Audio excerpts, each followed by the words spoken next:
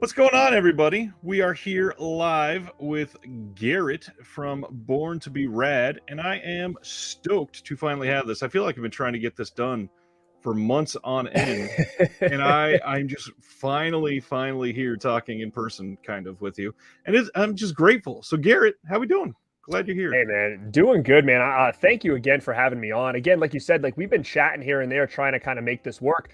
We're both just super busy with our content and being on other shows and interviews and work and life, and it just didn't work out. But we finally made it work here. So hopefully everybody in the chat has a great time with us because I'm hoping to have some good conversation here, talking a little horror. Well, we will hang out for as late as we need to go. Thanks, everybody, for being here. But first, let's play our intro, and then we'll get into our conversation.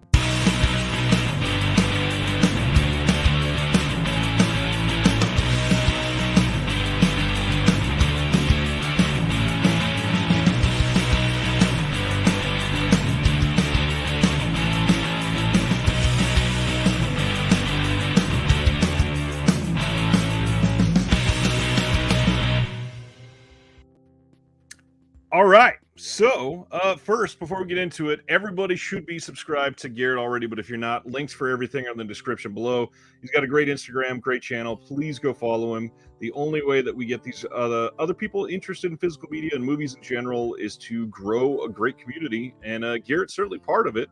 But before they do, what's going on in your channel? What do you do on your channel? Well, again, it's very physical media oriented. I talk pop culture, mostly 80s and 90s, and horror is kind of my jam. Now and then there'll be some current movies that just kind of spark me that I'll check out, but more or less, like I kind of hang in the 80s and 90s era, talking horror. Sometimes I'll do collaborations with different people. So if you guys don't follow me, I got a little group called the Rad Pack. So check out those episodes. We've done about 3 right now, pretty popular. And guys, if you don't know Dead Pit Radio or deadpit.com, I mean, these guys have been around forever. Luckily, me being a little newer to the scene, they've kind of really embraced me, and I do a lot of stuff with them, talking like Scream Factory year by year. We do things, same thing like Ryan does here is, we'll do a lot of Vinegar Syndrome live buying and stuff like that. So yeah, definitely check it out over there. I do a lot of collabs with some really cool people, and we talk physical media and movies.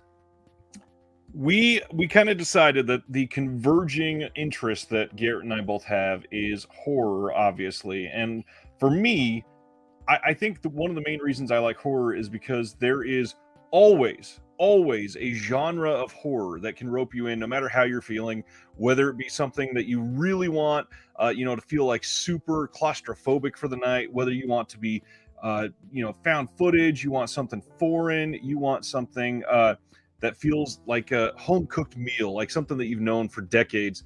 And horror really delivers on all of that. What really originally got you into horror? Yeah, if you've been following me, I've talked about this a little bit here and there. My uncle is the one who got me into a lot of things I'm into now. I don't know what it was about him. Like, I think he was just at that right age when I was a kid. Like, he was in his early 20s, so he was like the cool uncle. He looked like he came straight out of Poison. Like, I mean, he was right place, right time. I thought he was like the coolest thing. He was obsessed with wrestling, obsessed with heavy metal, obsessed with horror. So, he took me right under his wing and really got me into all that stuff. Got me into fitness, which is what I currently do for my full-time job now. So, man, if it wasn't for him, like, I'd be a very different person right now. So he really opened the doors to horror for me at a young age. But, there's a lot of things growing up in like the 80s and 90s that I feel like were just big gateways for me that kids now just don't get. Like, I'm talking things like X-Files, things like Are You Afraid of the Dark? Like, R.L. Stine books. Like, there was so many things that were kind of teetering on that like kid line that I was just really intrigued by, that just really were gateways to getting into horror movies themselves. So from then on out, once I started getting older, I just got more and more into it, collecting VHS, collecting DVDs. Now it's Blu-rays, and now it's 4Ks, and it's just never ending, double dipping, triple dipping. I am sure you probably feel the exact same way I do. How about you? I don't know your story, so I'm sure you probably said it 100 times here too, but like, what's your story, man? Well, originally I got basically dared by my parents at I think I was 8 years old to watch Halloween with them, and supposedly I was stiff as a board the entire time. And then afterwards, my dad told me he would give me $5 if I ran and touched the back fence, and I just told him no because it was pointless. We didn't live in the greatest of areas, so it was already scary. But then follow that up quickly with stuff like The Omen. The Exorcist shortly after that, and then all the classics around that time. Again, we are probably in a lot of these discussions tonight really going to be hitting 80s and 90s hard, because I don't know how you feel, but I have to admit that the 80s and 90s, that back-to-back punch there, 80s for me is the sweet spot for horror, but 90s is the most underappreciated decade for horror. I think that there is a lot in the 90s that still doesn't get the attention it deserves. Yeah, I agree, and you know, I'm also too, because of my uncle, like 70s is kind of in the mix with me as well. You know, I'm not super, you know, deep diving into it, but I mean, there's quite a bit of stuff in the 70s as well. And yeah, man, it's just been an interesting time in the genre.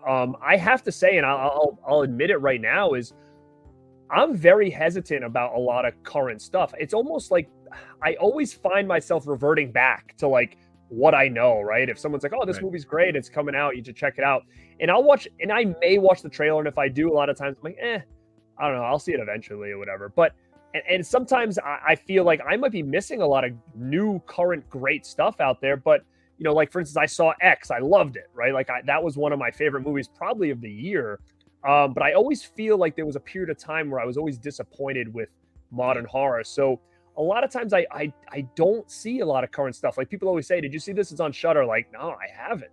So, but yeah, 80s and 90s is a big time for me, and even the 2000s were interesting. You know, we had that weird couple of years between like when Saw was big and Paranormal Activity was big, and there's this weird in between period where I feel like there was a lot of different movies that kind of went under the radar. Like I'm just gonna throw some out there that always come to me, is like The Ruins or Wolf Creek or things like that I feel like no one ever talks about. And I'm like, they were pretty good movies in that weird era there.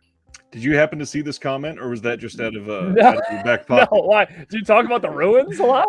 What's hilarious is I will completely take this opportunity to promote Patreon. We do a monthly stream every single month where we do a watch along for a full movie on my Discord, and we got a poll up right now on the Patreon for what we're going to watch this month. And Sardis is really trying to get people to vote for The Ruins, and it's not one I've seen, I think, since the year it came out. Probably it's been a long time for me, but nobody ever talks about it. And I saw that it was streaming right now, which is rare. It really doesn't have that big of a reach. So I said, hey, let's throw it on the poll, see if people are into it. Yeah, man, that's surprising. I mean, it's cool. Like it's been a while since I've seen it. I probably haven't seen that movie in about 5 years, but for me, it always worked. But again, I could watch it now and be like, oh, that a little bit of that CGI looks really bad. I don't know, but I thought it was a pretty cool movie that came out around that time. And there's some more, you know, in those couple of years in like the mid 2000s that I feel like it was just a pretty overrated time in horror. I think I did a video early on talking about those years. So it was like an early stream. I'll probably watch it now and be like, oh man, that was terrible, you know, because I was brand new to YouTube. So if you guys check it out, I think I go through like so many around that time between Saw and Paranormal Activity that I'm just like, man, like these were some great flicks back then that came out around that time. And I don't know if I was just the right age. I was in like my 20s, single, so I was hitting up like everything night of, you know. So yeah, man, it's been a fun ride. I want to shout out a few people that are here. We got Bob's Blu-rays. We got Adam, 80s fan, Ken Carlson, asking how your pre-order list is looking. Dead Pit in for the minute. All that is man. This is my opportunity to tell all of you guys, we want you to be a big part of this tonight. We're going to be talking about a whole bunch of different subgenres. Man, completely agree there. A24 and Neon put out some pretty good current stuff. I think that they've got some stinkers, but they do some good stuff. Jim Powers is here tonight. Ben Grimm here.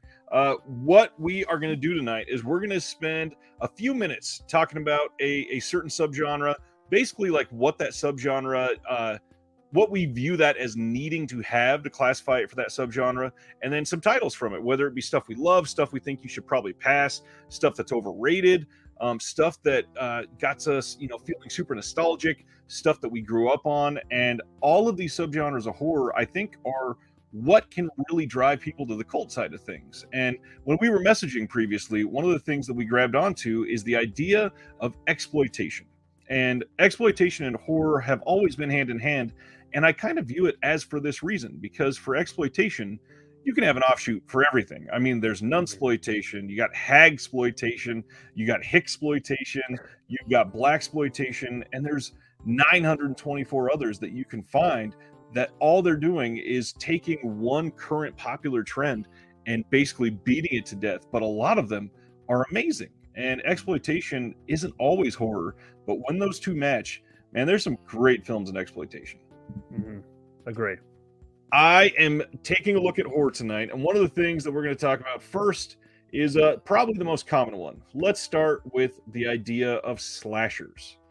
So everybody in the comments, for the next few minutes, we're going to talk about slashers. Mention your favorites, some underrated, some overrated, things that people can pass on. But the first thing, how do you define a slasher? Man, I mean, always to me, it was always just kind of like that one, more or less like that one killer, just with body counts, just taking out people, throughout the movie. But slashers to me can kind of go in very different ways as well. Like, oh, absolutely.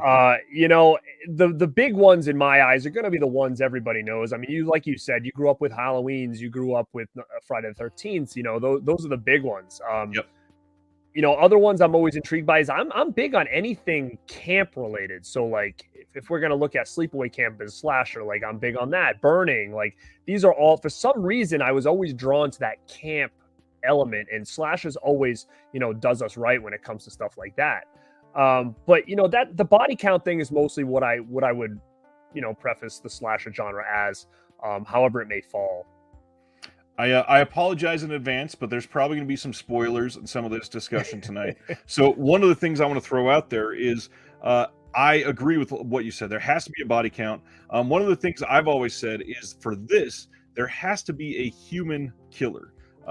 There are so many other genres for these other killers, for animals, for machines, for all these other things. I feel like it has to be a human killer, or at least humanoid. Because I mean, like Freddy Krueger is kind of human, but he's been dead and been burned a lot, whatever. And we don't really know the state at the moment of which film he's in. He's basically a human, though. But there's so many other things that can go into this that you can really go into the weeds. But slashers, oh my gosh. One of my favorites that really doesn't get mentioned much, I'm going to point out Planet Mondo here, Tourist Trap. Tourist Trap is amazing. I totally agree with you. And I didn't actually really get a good respect for that movie until it hit Blu-ray. And the reason is the DVD that I had, I never had it on VHS, but the DVD that I had was so dark that I remember watching it and being like, it's fuzzy, it's dark, like I can't see what the hell's going on. And I never watched it again. And then all of a sudden when it came out on Blu-ray, I said, I'm going to grab that again, because the quality on a lot of these movies, and that's why I do like when like Vinegar Syndrome grabs some stuff and really cleans it up, because you may not enjoy it at one point, but sometimes it almost feels like you're watching it for the first time. And that's what happened to me with Tourist Trap. Like I watched it again once I grabbed that first Blu-ray, and I was like, wow, like what have I been missing this whole time? Like, man, Chuck Connors is always a real cool guy, like in these movies, he's got that real creep element. And I thought Tourist Trap was a fantastic movie and a slasher that doesn't really get as much respect as it deserves. And I can be guilty as that myself, because I didn't give it the time of day for many, many years based on that like cult video DVD that I had that just looked like complete trash. So I haven't grabbed I know it came out with an unrated. I have like that blue one that came out originally. I think the unrated might have like a couple seconds of new stuff. I don't know. It's not worth it. I was going to ask you, is that worth the jump, or I'm good with what I got unless this thing hits 4K? Well, you are great. And supposedly, even though they classified it as uncut, it's supposedly still missing a few frames at least, or a couple seconds. So I think that we could eventually get a final good, really great release of that. I think, unfortunately, that is one title that has fallen under the full moon distribution problems, where it seems like they go through cycles where one sort of format they're pretty good on, and then the next one is just absolute trash. And Blu-ray, they've got a lot of them looking good again. But let's go into some of these other ones. I'll also throw out another one here. Just Before Dawn. This brings to mind, again, spoilers here, sorry. I'm a big fan of movies that have twins. So like Blood Rage, amazing. Yeah. And I also love doppelganger films. And this kind of hits hard on both of those. And the way that they sort of lead into the twin reveal at the end is so great with Just Before Dawn. It feels real. It feels dirty. It feels like something that I can still see happening in like the West Virginia hills next month or something like that. What about you, Just Before Dawn? I love it. Again, it's one of those ones that I don't remember now. It's not camping, but it takes place in the woods. And again, I'm kind of in the same vein where any slasher that takes place or any movie that takes place in the woods, like it's just got that cool vibe and cool feel for that. Now, I'm going to ask you this. Did this just get announced coming out in 4K? Yep. Synapse, it looks like, is going to be putting that out. Okay, then it's going to look fabulous then. So yep. I do have this on Blu-ray. Maybe Code Red did it. I don't remember. Is that who did it? It is Code Red, and then 88 Films did it in the UK. But once Code Red and Kino started grouping together, Kino did the re-release on the distribution, but it's still the exact same disc. Yeah. Okay, so I'm assuming that if I have to guess and say that who's putting out the 4K, you said? Synapse. Okay, Synapse versus first Code Red. I mean, it's going to be a hell of a probably difference there. So I'll probably get that and actually triple dip or whatever, because I have that cool chunky DVD still. That was a real cool edition. But yeah, I like it a lot. Just Before Dawn is great. And then, of course, we got some modern ones. So once we made the switch to the older slashers, we got, Black Christmas, I'll shout out here. And then we led into Halloween and then Friday the 13th. And the 80s was full of great slashers. The 90s had a handful of them. But then we got the modern ones. We just kind of mentioned X, which you could probably classify as a slasher there. Any modern slashers of the last, say, 10 to 12 years you want to shout out at all? Let's see. Modern slasher. I don't know. The hard part here. Let's see. There's a whole lot of sequels. Obviously, we're up to Scream 5. We got Scream 6 coming out. We've got some other sequels. Like we got the Friday the 13th remake. Handful of those. What's up, Lepke Vision Films? Hit that like button if you're rad. Love that. Oh, heck yeah. Have you seen Hatchet? Of course. Hatchet's an interesting one. I don't know, man. I think my taste has changed a little bit on Hatchet. When it first came out, it had all the buzz. So, of course, being like, oh, my God, this is a throwback. This is great. Right. And I really liked it. And I actually even say I liked Hatchet, too. And then kind of after that, I was like, oh, it's getting kind of silly now. And I think the last one, was that Victor Crowley, the last one? Yeah, I don't know. Whatever the last one was where they were like in a plane or whatever, I was like, I don't know if I'm going to be into this anymore. So, again, I think the attempt was cool. But I think they just got a little ahead of themselves. Instead of trying to continue it being a little bit scary, like they kind of it felt a little starting to get a little hokey to me. And I don't know if it was on purpose or if I was just looking at it from a different lens at that point. But I think the idea of a modern slasher was cool. And that's another thing too. Like, why are we having such a problem creating new icons? I don't understand like where we're going wrong here, where we're going to go back to the well all the time and be like, oh, let's get Myers back, Freddy back. Granted, right. I'll always watch them, right? Like I'll always watch every time they do a Halloween or Friday the 13th. I'll always check it out. But why do we not have anything new that's caught on?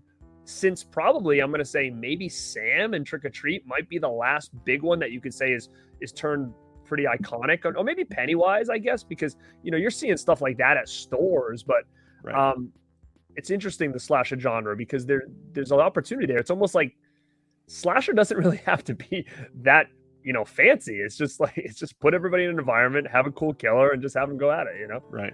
And that's kind of why I wanted to lead off with this, because it basically is the gateway to horror. It's the easiest way to set one of these off, and you're going to have, most of the time, you're going to have some nudity, or at least pretty girls running around. You're going to have a whole lot of blood, usually, unless they're really trying to hit that PG-13 hard to get people in seats. You're usually going to get a recognizable killer. Now, for me, it feels like since about 2005-ish, other than things like Art the Clown and the Pennywise remake and maybe a couple other smaller in little circles, we're not getting these recognizable characters, but we have the quality in some of these films. And the one that I was holding on to in my back pocket to bring up here, I want to know why Behind the Mask, The Rise of Leslie Vernon didn't pop off. That could have led to a full-on franchise, really meta the entire time, and the mask is so recognizable. It would have been great. Yeah, I don't know why, and I know it did get a little bit of a resurgence for a little while, maybe in like, I don't know, maybe 10 years ago. I know they were really pushing it. They were even talking about a part 2, Yep. and then all of a sudden it kind of died out. I think even Fright Rags was really pushing it for a while. I actually got some like limited edition poster that Behind the Mask where it looks like it came out of the 80s, like some like Yep. mock VHS cover.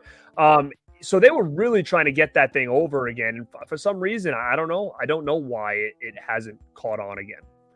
Not sure, man. From slashers, I want to jump to the other one that is the most pop culture related, and then we're going to get into the deep stuff.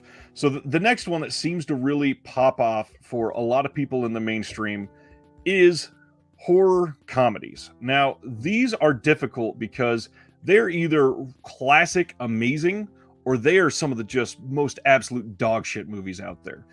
Is there a couple horror comedies that you really love that you champion from this genre?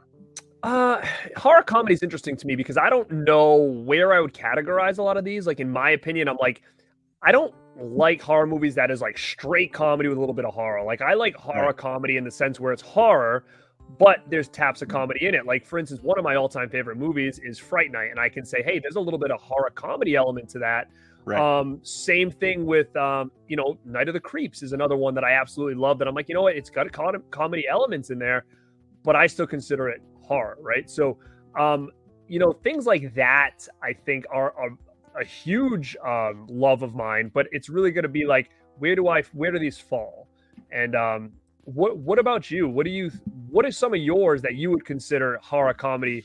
Are you more on the end of horror with a touch of comedy, or the other way around? I think that this, again, it rides on that fine line because if it's done right, for something, and we'll go a little more modern here, Tucker and Dale versus Yep. Evil, I think is straight comedy with a horror stylized behind it, but it works for me really, really well. I think that really the thing that sells that one is the acting. It's just fantastic. But the classic for me is a combination of, depending on the day, it's either going to be Dead Alive from one of the classics. We got Peter Jackson doing his best, and then versus Shaun of the Dead. Shaun of the Dead is hilarious madcap comedy full of Edgar Wright jokes, and it is nonstop. I've even seen a lot of people classify Hot Fuzz as a horror comedy, and that's just not the vibe they're going for. It's not horror at all. It's if anything, it's like a buddy cop action comedy, which the same thing. It's sending up a genre, but Shaun of the Dead is full on. It led to the zombie resurgence. We had like no zombies in any pop culture for a good 8 or 10 years before Shaun of the Dead came out.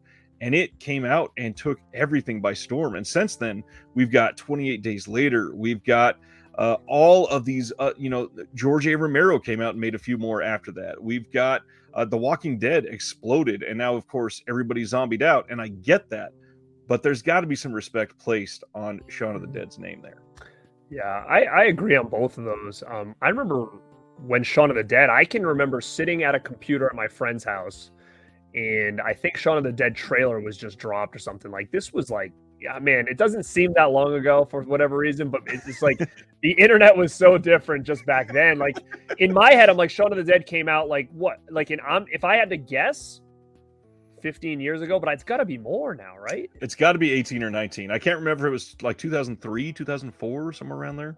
Yeah, and I remember when I saw that trailer for the first time and what they were going for, like it was mind-blowing to me. Like it was tapping into something that I had never seen before, where the comedy, it was a straight comedy, but the horror was still so good and it looked so good that it was a weird dynamic, but I think it really worked. And like you said, the success of that also kind of resurged the zombie genre in a way. Yeah. I don't remember dates as far as like, was that pre-Dawn remake or no? I think it was. I think Dawn came out in 2005. Okay. So I can yeah, look that up while we're looking. I do think Shaun of the Dead predated Dawn by a year or two. and Dead Alive, man. I mean, that's a great one, and that's just another one where I think they just do it so well. You can even throw Evil Dead in there as like a horror Yeah, comedy to an extent, especially Part Two yeah, and Army of Darkness. And I think, not Brain Dead, but Dead Alive is very similar in tone to like maybe those two movies. And man, what's the deal with that anyway? With that movie, like when I got that DVD and I saw that thing was out of print, going for big money, I was like, you know what? I have the, no, I don't know, I had the Blu-ray. I said, I have the DVD. I've got this Blu-ray. I'm gonna sell this. I sold it for like $80 because I'm like, yeah. it's a bare bones Blu-ray. This thing has to be coming out in a big edition, and we're like 10 years later, and I'm like, where the heck is it? I sold my Blu-ray, and I've only got this damn DVD still. That's a great question, and we've been being told the same thing for at least a decade now. That Jackson's going to get to the restorations right after this one that he's working on. Come on, Ryan, Right. stop jerking us around. It's crazy, and it's like, man, that's a big one for any company to get. People will go wild for that. And you just wonder why. I think Lionsgate was the one who maybe put it out the first place. Maybe, I could be wrong. And but you just wonder, like, it seemed to come right out and then go. So it's like it had the access to come out. Why all of a sudden now is it just on? Is it dormant? You know? Yeah, it's a great question. And what's funny is we just mentioned, even just talking about slashers, a couple that we could classify as a horror genre or as a comedy horror, but we're not discussing that, and it somehow seems different in our minds that we think about it like that. Like Hatchet's fucking hilarious. There's so much in that movie that is just full on jokes, but we clearly recognize it as a slasher, and it's something very, very different. When Shaun of the Dead, you can tell, is just a horror comedy. So some of these others, like we got people mentioning Reanimator. I love Reanimator. Inspired a wonderful musical. Everybody talking about Evil Dead 2. Really underseen. If you have not seen it yet, Massacre at Central High, put out by Synapse. Fantastic, underrated film that comes out of nowhere. That movie goes places. Have you seen Massacre yet? I did, and actually, the first time I ever seen it was when they released that Steelbook or whatever. It never even crossed my path. Yep. Was that the first time it was released since like VHS days, or yes, I or don't did it have believe a it ever had different a name DVD. or anything? Okay, so yeah, it was the first time, and I thought it was great too. I was very happy with that release. It was like you said, it came out of nowhere, and I like that kind of stuff. I like when I can find these gems.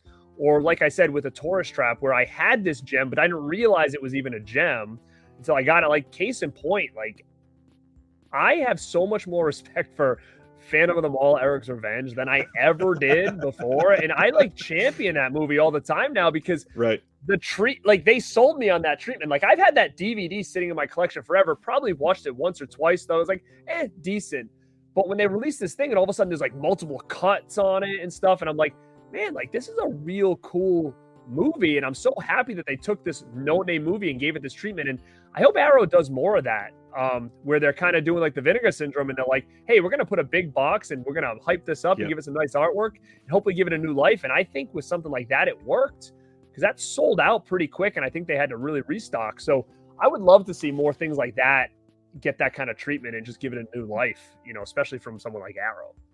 I agree. That release is stupendous, and the bigger thing is it stars somebody kind of famous that we got a little Pauly Shore in there, and they can attach that name to it. But without people supporting physical media, there is no way that film would be out in the zeitgeist again like this. So I'm grateful that us in this community are willing to help revive the appreciation for something like Phantom of the Mall.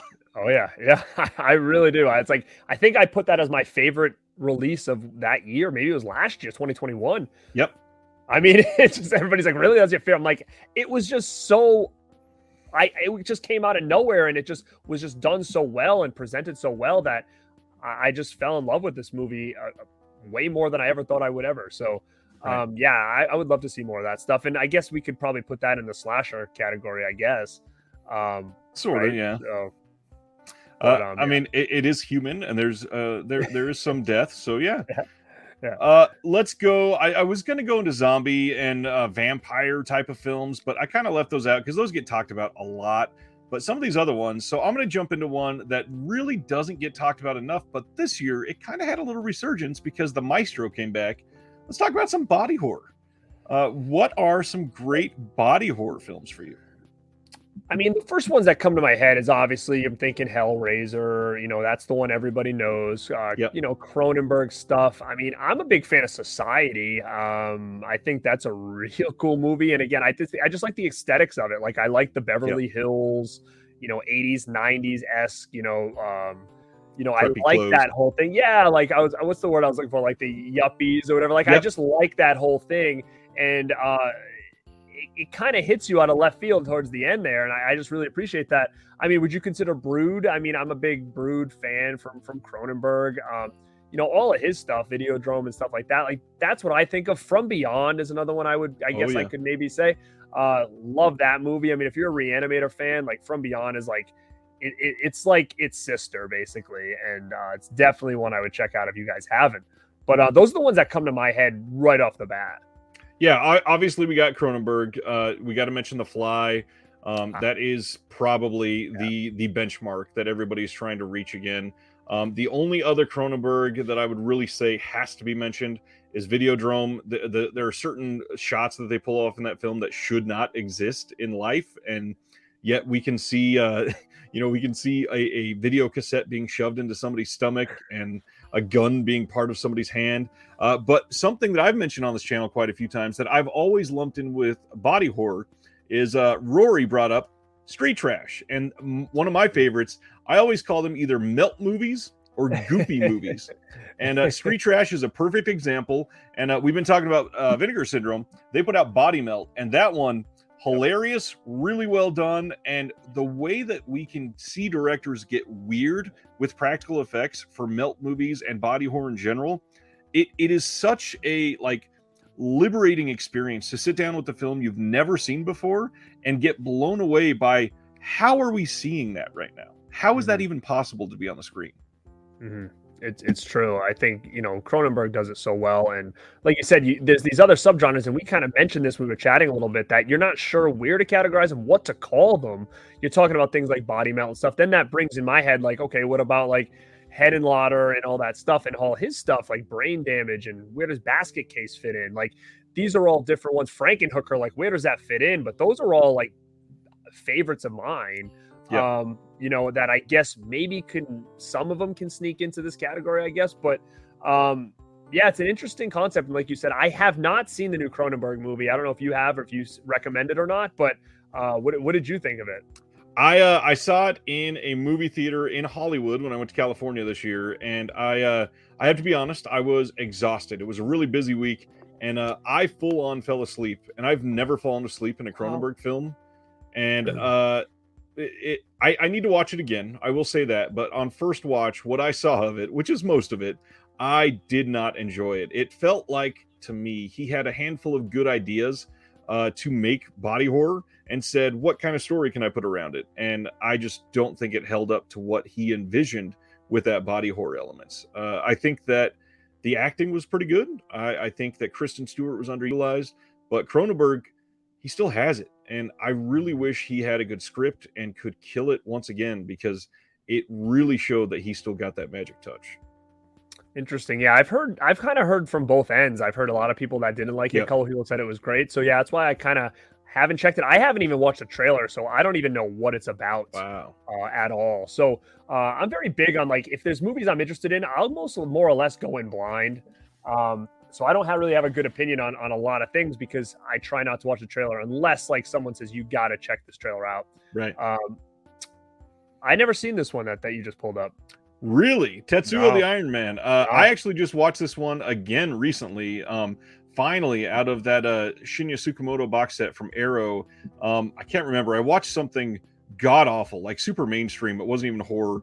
And I really needed a palate cleanser. And it's been years since I saw it. And watching Tetsuo the Iron Man, it is a really great sort of body horror film where a guy basically turns his entire body into a machine. And it is this really kinetic Japanese film from the late 80s that goes into some weird places that it's so hard to describe, but it is beautiful to look at. It's done in black and white, and it was a style choice in that time that really highlighted the full-on mechanical aspect of the entire film. The sound kind of feels like rickety and gross and a little grating, but it really drives home this just uncomfortable feeling of watching this entire film. Highly recommend that one. Okay.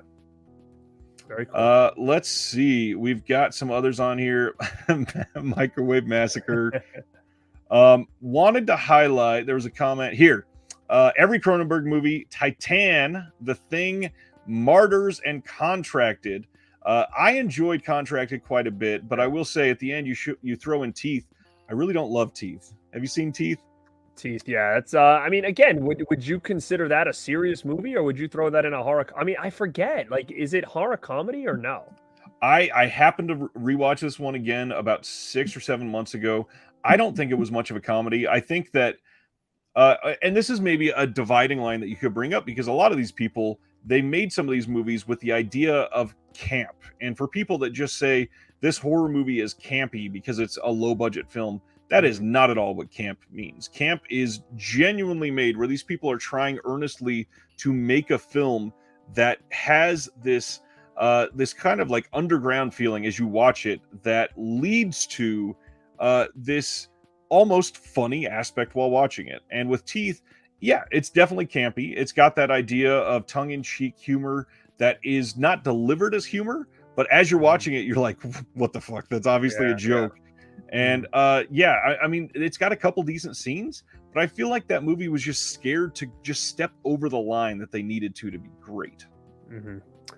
But the rest, like Titan, I actually watched that when it came out, and man, what a movie that was. That was something very different that really hit me sideways, because everybody told me to watch it. I didn't know what it was about, and I was like, all right, I'll check it out. And I was like blown away. So yeah, hearing it was the same director as Raw, I really expected something different. But man, the ending, the weird word to use in conjunction with that film, but the climax of that film really takes you to a point that it didn't seem like it was leading up to, but when it delivered, there's another pun with the end of the film, I guess, it delivers. And it's so well done with that main actress who just, I mean, her entire body feels like donated to this script.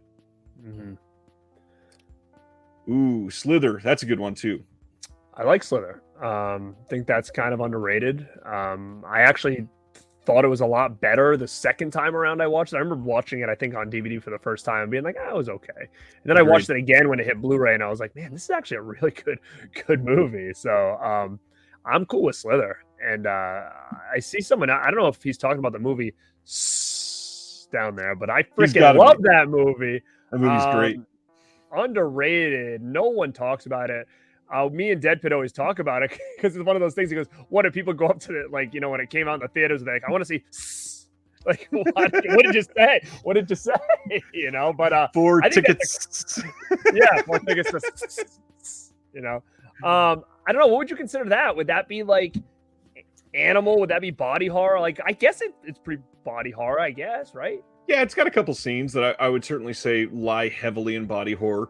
The whole, I mean, this might be a good way to segue into animal attacks films, because that's certainly on our list. But there is so much that can be done with body horror. It really leads to the question that we didn't answer. What do you think is something that signifies body horror? How do you define that?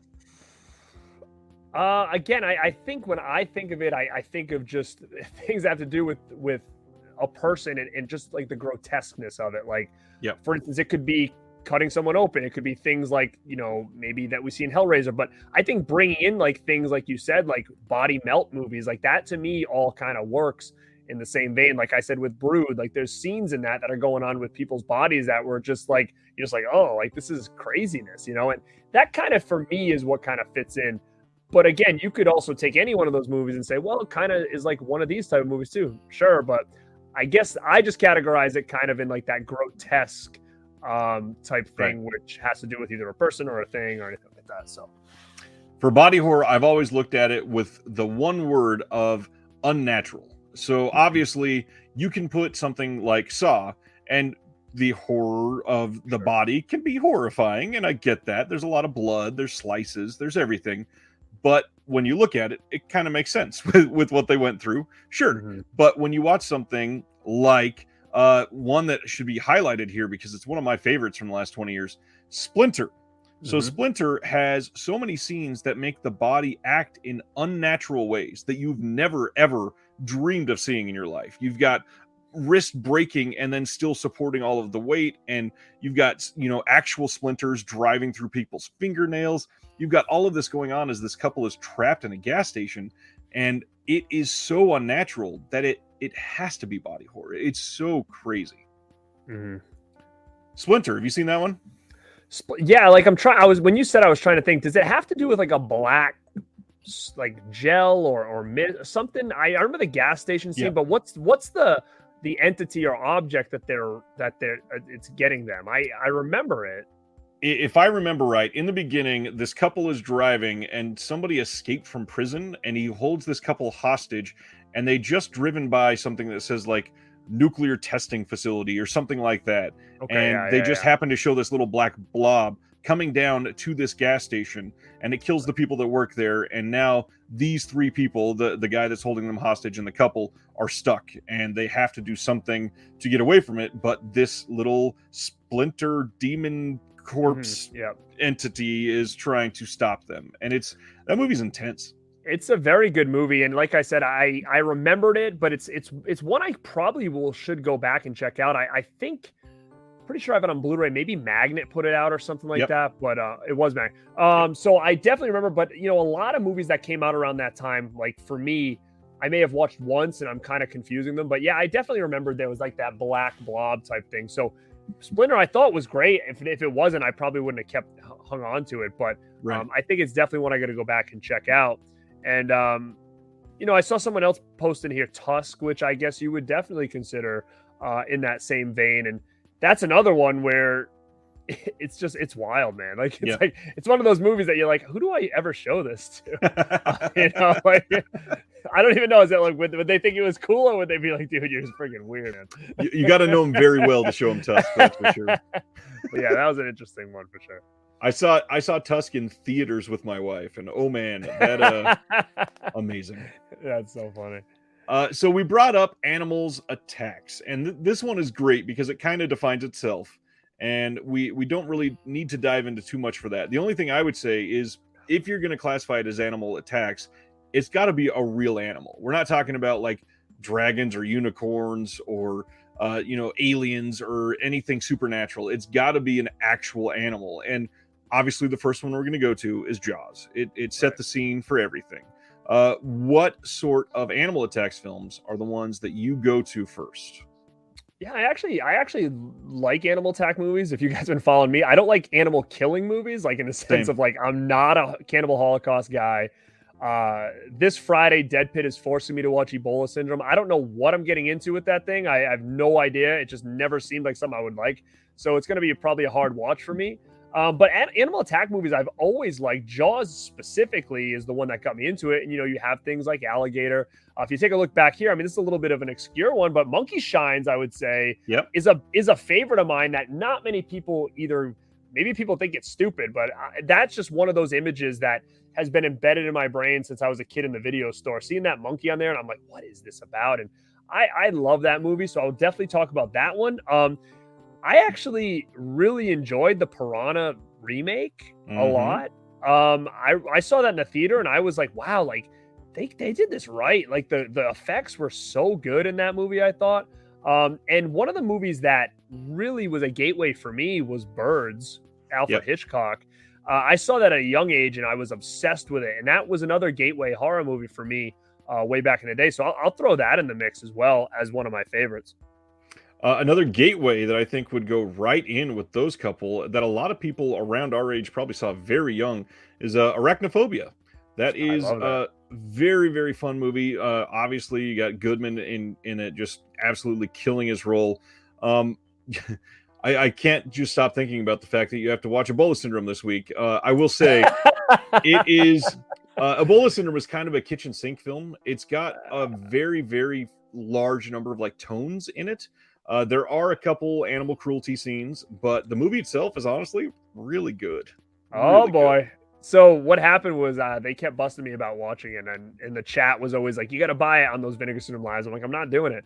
So they said if we buy it for you and send it to you, will you watch it? And I was like, "All right, fine." And I'm sure it comes in the mail, so I'm like, "Fine, I guess I got to do it." So that's gonna be this week. But another one that we that I just kind of thought about, Cujo was a big one for me. Oh yeah. I'm a big fan of that one as well. I'm kind of glad you brought up Arachnophobia because I kind of forgot about that as an animal attacks movie. And that was definitely, like you said, a gateway because I kind of saw that as a young kid as well. Yeah, and I think one of the ones that is going to lead potentially to that for this upcoming generation is the movie Crawl, done by I think that was done by Aja, and it was so well directed. And obviously there are some problems that people have with this film with some scenes with some pretty poor CGI. But I think for a modern animal tax film, it was done in a very decent way because a lot of it was a real set. They did a lot of it practical and only used CGI pretty much when they had to, but it is so tense and so meaningful, especially because it's relevant to what a lot of people are going through with climate change bringing more hurricanes and natural disasters to people, and the way that we interact with our environment. I mean, this is just one way that a horror movie can really hit close to home. Now, are you talking about Crawl like the Gator one? Yep. Dude, you know what's funny is I have that on Blu-ray. I think I bought it Black Friday like many years ago. It's still sealed. I have not even opened that thing yet. Wow. So I've never seen it, and I actually recently just saw like it's coming out again in like some special edition. I'm like, I don't know if I'm gonna get that. I haven't even opened the one I have yet, so I don't even know if I enjoy it, but I've heard good things about it. Yeah, it is a wonderful modern movie. I think it's probably the best animal attacks movie that we've gotten literally in years. Wow.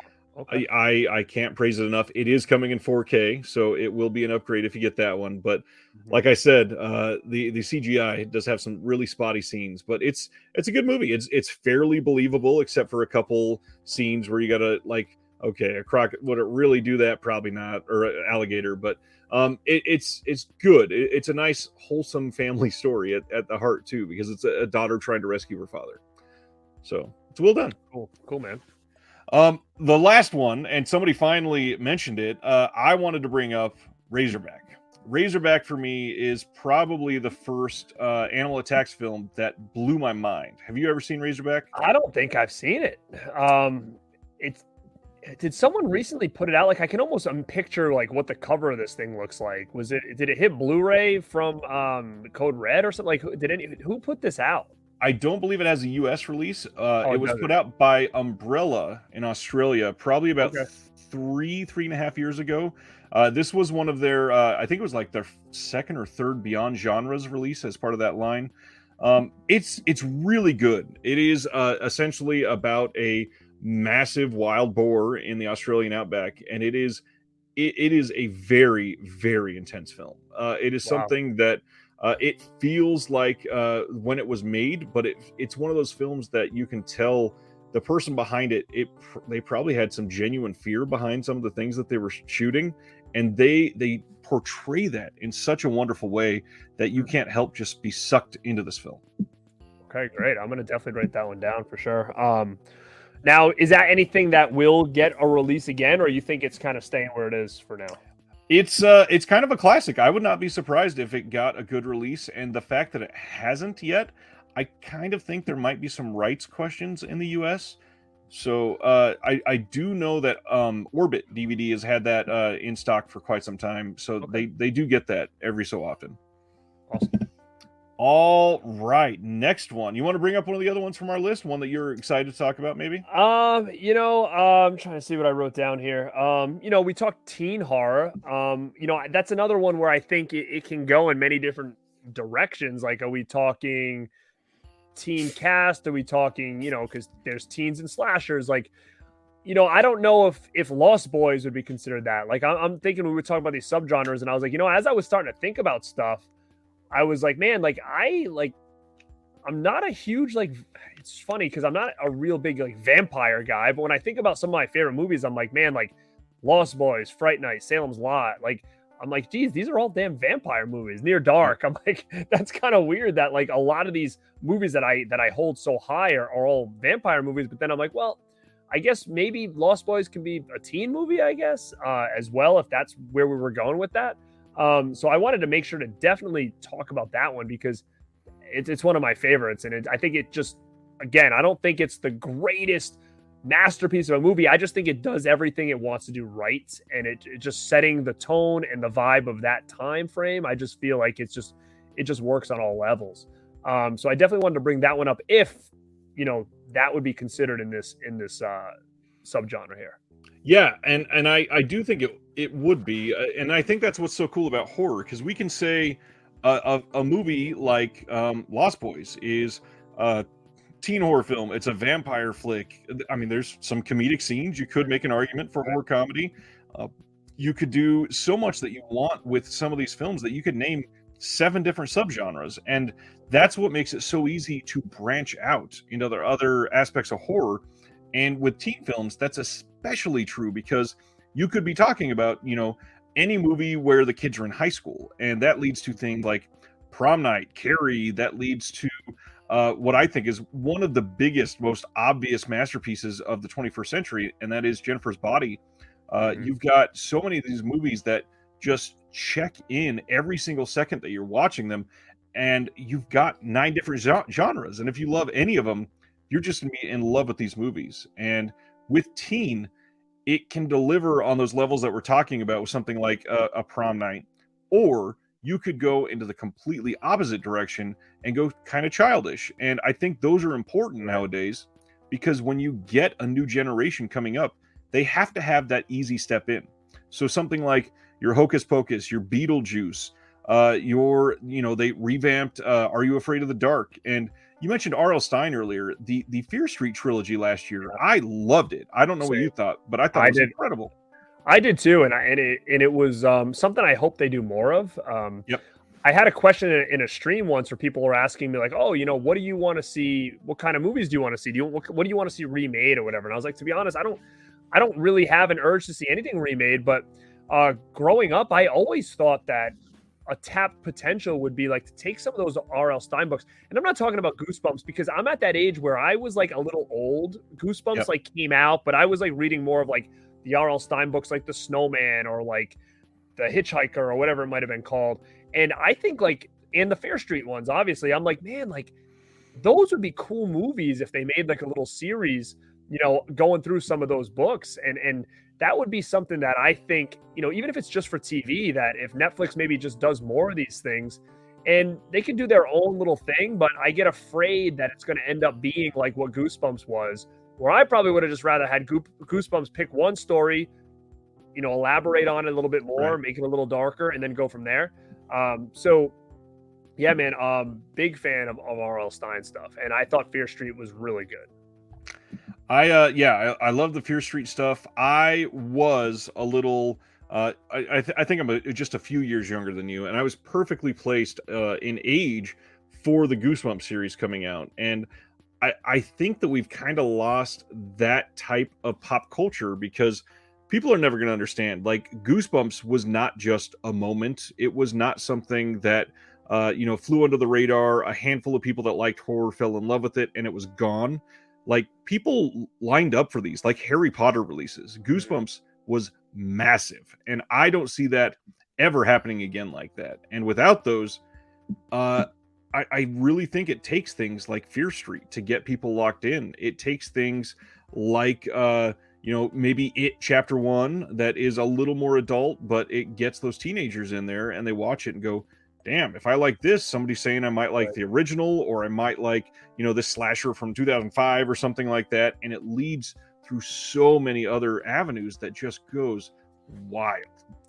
Yeah, I mean, dude, it's actually a pretty cool conversation because, like you said, and I think Stranger Things might be a good gateway for a lot of kids now as well. But you're right, like there isn't a lot out there. Like we talked about earlier, like Are You Afraid of the Dark was a big one for me. Like X-Files to me was a big one, but I don't know if I was just right age, right time. Like I don't know if that would be meant for anybody maybe in elementary school. I don't think, but like the books were so important in multiple ways, and not just Goosebumps and not just R.L. Stein, but they always toyed with a little bit of horror when it came to kids' books. And I'm even talking like I was always drawn to these things. Like I'm going to tell you one right now that I bought my son, and it was called Miss Nelson is Missing. This is a book that I really liked as a kid, and basically it was about a teacher. Kids were bad in school, and she left, and a woman came in called Miss Viola Swamp, and she was like this mean witch teacher, and straightened all the kids out. And when the regular teacher came back, the kids were so excited to see her because this teacher just scared them so much. And then at the end of the book, they kind of hint that teacher dressed up as that mean woman. And this is a book that I read in like third grade, and it was in my public library, like at my school. And I bought it for him, and I've been reading it to him, and he like loves it. But there was those little elements of like a little bit of horror or a little bit of like edginess to it. Like things like, I don't know if you remember a book, Banicula was another book where it was about a vampire rabbit, right? Like I was obsessed with those. I think there might've been 3 of them, and it was always touching a little bit of horror. And I just feel like, I don't even know if kids have access to books like that anymore. And are they afraid to show kids anything that might have a little scary or horror element to it? Like, do they just not exist anymore? Do authors not even play down that road? Because there was a lot of books like Scary Stories to Tell in the Dark. Like there was things as kids that we used to read to scare each other. But you look now and you're like, I don't think they'd even touch this kind of content for kids anymore. And it's kind of sad in a way, I think.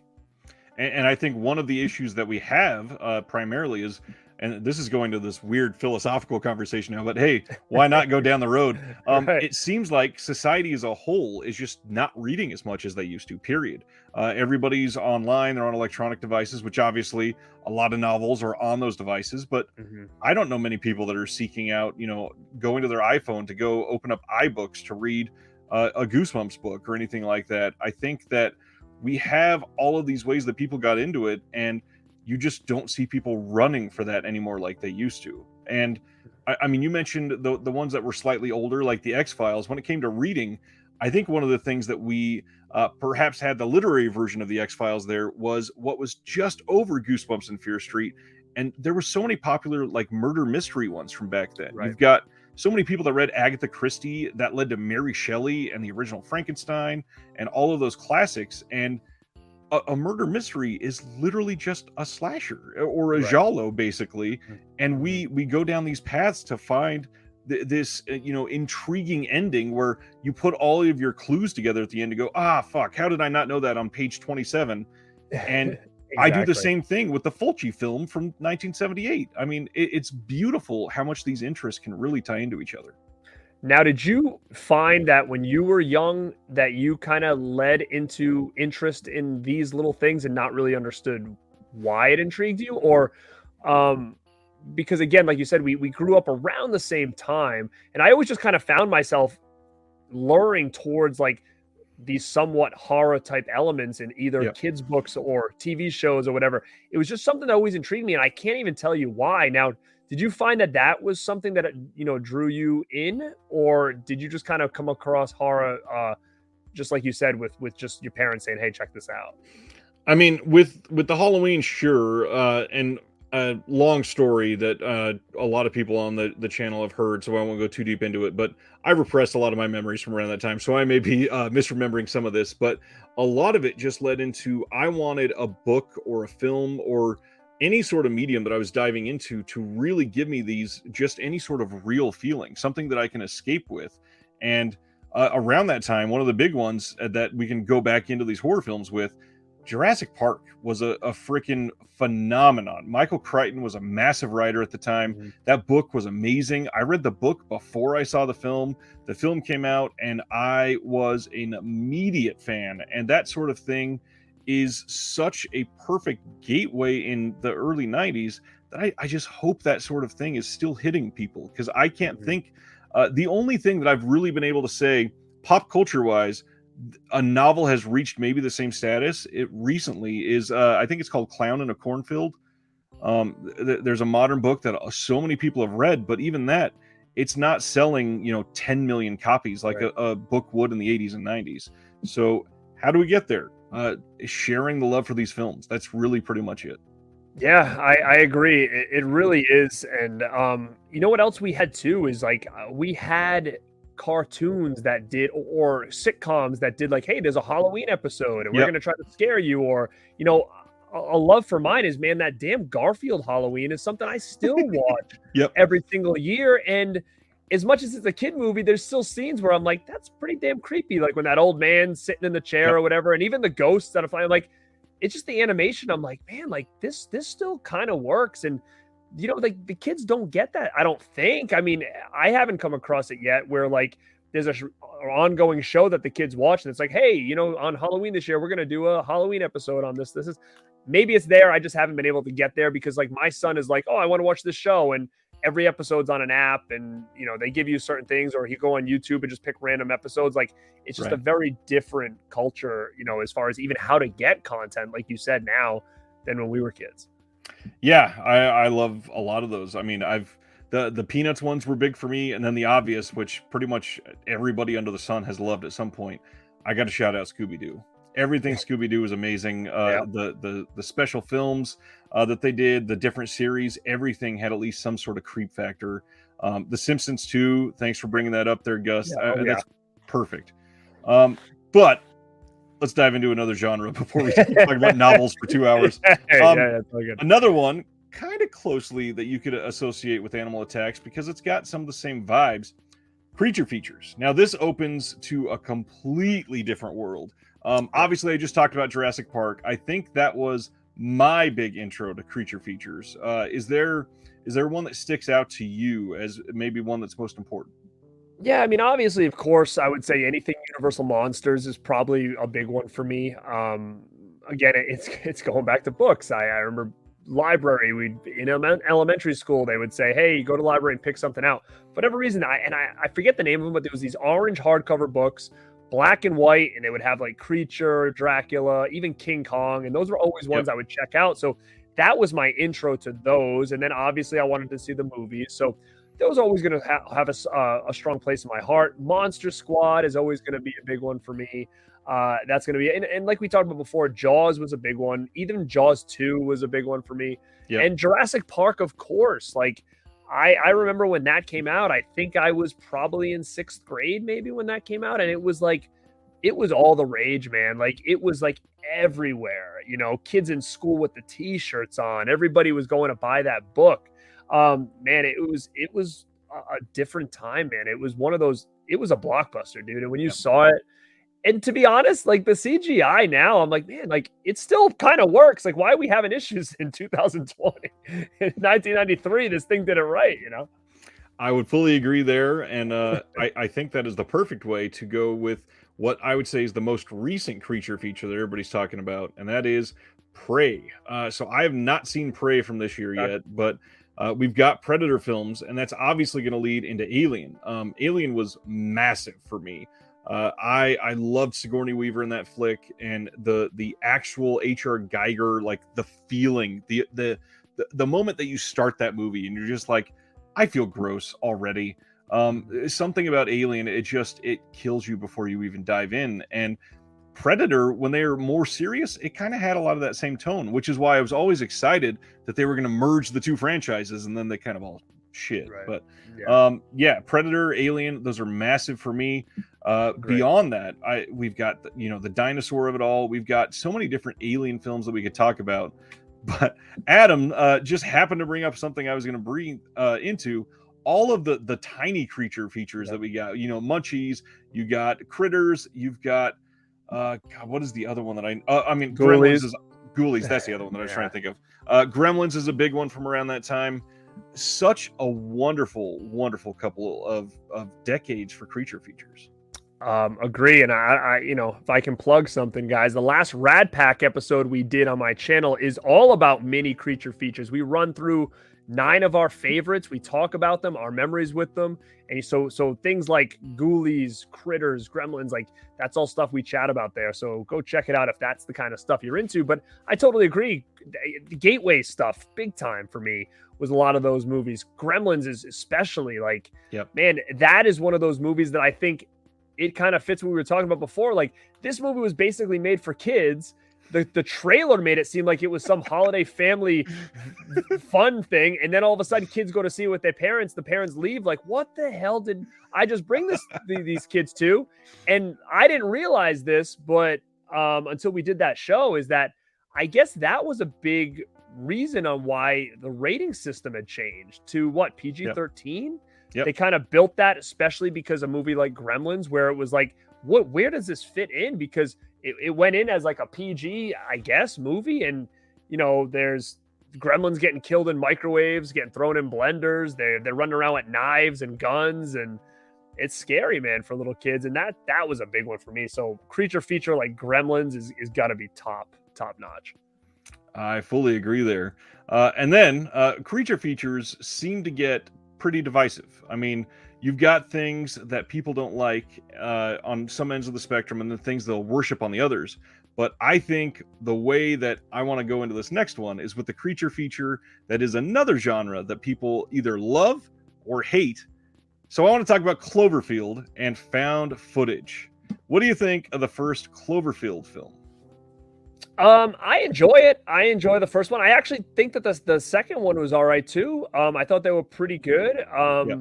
It's not one that I run back to all the time. I can remember when that trailer came out. It was a very confusing trailer because it was a very different type of movie that we were ever getting. And I can remember for a while people like, it's the new Godzilla, or it's found footage Godzilla, and it ended up being Cloverfield. But I think it was just very well done, ahead of its time. I'm going to say I'm a fan of Cloverfield and the other one.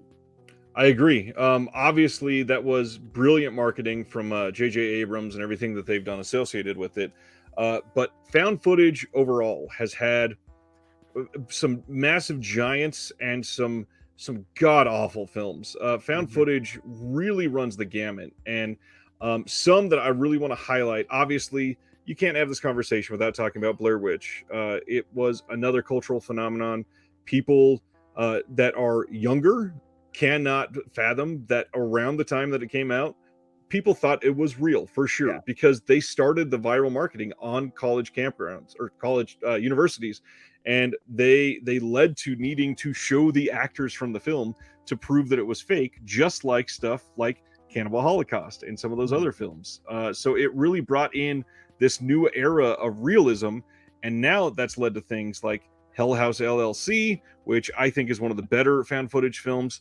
Paranormal Activity, which really has the full spectrum. It's got a couple decent movies, all the way to just, why are we even watching this? But then I think you really start to hit the bottom of the barrel when you go in the indies with these, because they are just so bad, but they're so damn cheap to make, because you don't have to pay anybody competent to hold a film. You just shake it, and that's supposedly scary. It doesn't always work for me. Like that god-awful movie, I think it was called The Devil Inside, it was so bad. Found footage overall, what do you got? It's an interesting one for me. I'm kind of in the same boat as you. It's either there's a lot I love, there's a lot I kind of don't care about. I think it's junky. I mean, Blair Witch is going to be the first one I'm going to bring up, because I was right place at right time. I was a teenager at that point. It was all the rage. You went on America Online to look at the website, and it's telling you this thing is real. So like at that time, you're believing what the internet's telling you. And I remember going to see this the day it was released, and I can remember leaving and being like, "What the hell did I just watch? And was it stupid, right, or was it effective?" And I was really unsure of what I thought about that right off the bat. I remember my friend being like, "What'd you think?" I'm like, "I don't know." Like, it was kind of not what I was expecting. The thing with Blair Witch, though, that damn scene, especially the end, it stuck with me for weeks. And I had not really ever ran into a situation where I just couldn't stop thinking about this movie and thinking, what did I just see? And then I'm trying to put the puzzle pieces together in my head, and I'm like, oh my God, like he was staring at the wall because that's what they said was going to happen. And, then it started to really creep me out. And to be honest, like to this day, it is one of those movies that I have a tough time getting through. I think it's a great movie, but it still scares the hell out of me now. It's just so effective. Even when they're in the tent and things are shaking it and you hear kids' voices run around, I'm thinking in my head, like, if that was me, like I would be dying right now. I'd be shitting my pants in the middle of nowhere with things going on around me. And just the crackling of the sticks, like it just really gets to me in weird ways. So to me, Blair Witch is like the top dog. Paranormal Activity, I think it had a very similar vibe. I remember going to see that when it came out, coming home and being like, wait, did I leave that on the ground over there? I don't remember that being there. You know, like it makes you think. Yep. And I thought they had a pretty good sequels. I liked the part 3 where it took place in like the 80s or whatever. Like I thought that was a real good one. I thought a good one that nobody really talks about that much is The Haunting of Deborah Logan. Love that. I think that kind of came out of nowhere and was really effective. Yep. There's some scenes in that I'm like, why don't we get more of this? You know, like it just was out there. There's another one I kind of like, but I know a lot of people like, dude, that's terrible. There's a movie called The Bay.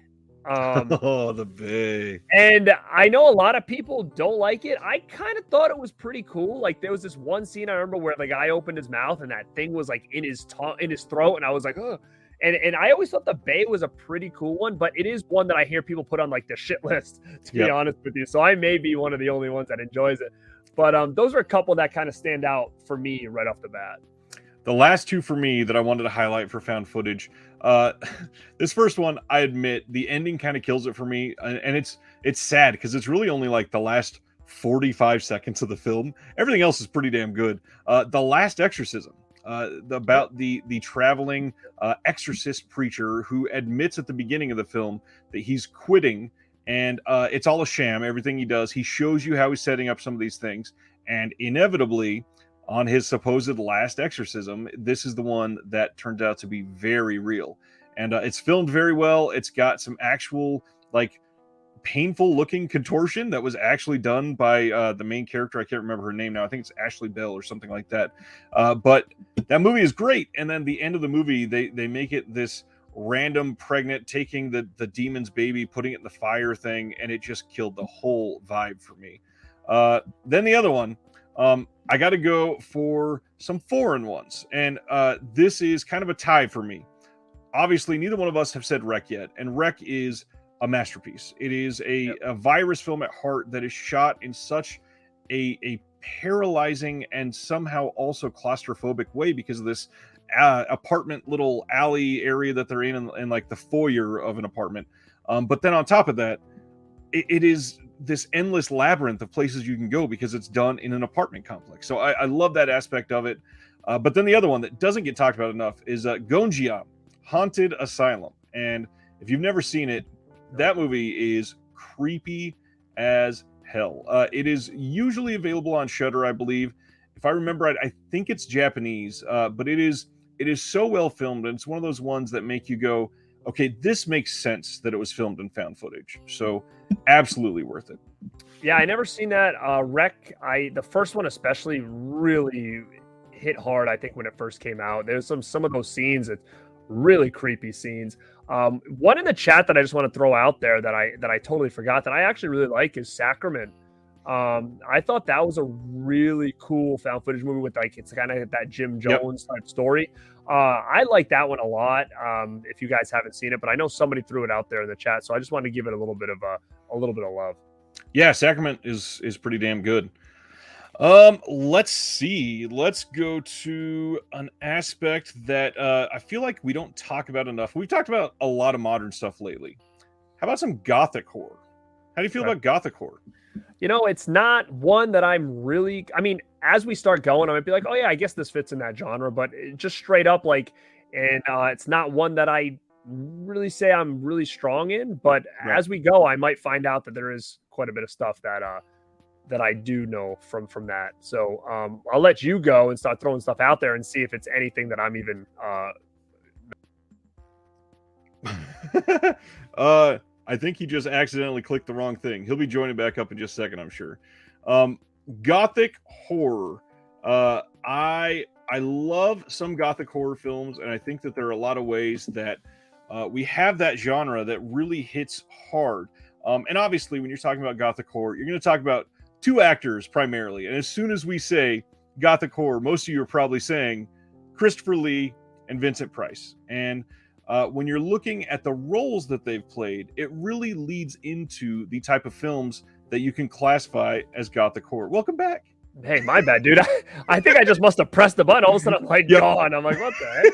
Sorry about that. So all I was bringing up is when I think of gothic horror, the two people I think about is Christopher Lee and Vincent Price. And the number of films that they've been in over the years is staggering. Obviously, yes, Peter Cushing is the third one, but for me, Christopher Lee and Vincent Price really holds like the mainstay of gothic horror for me.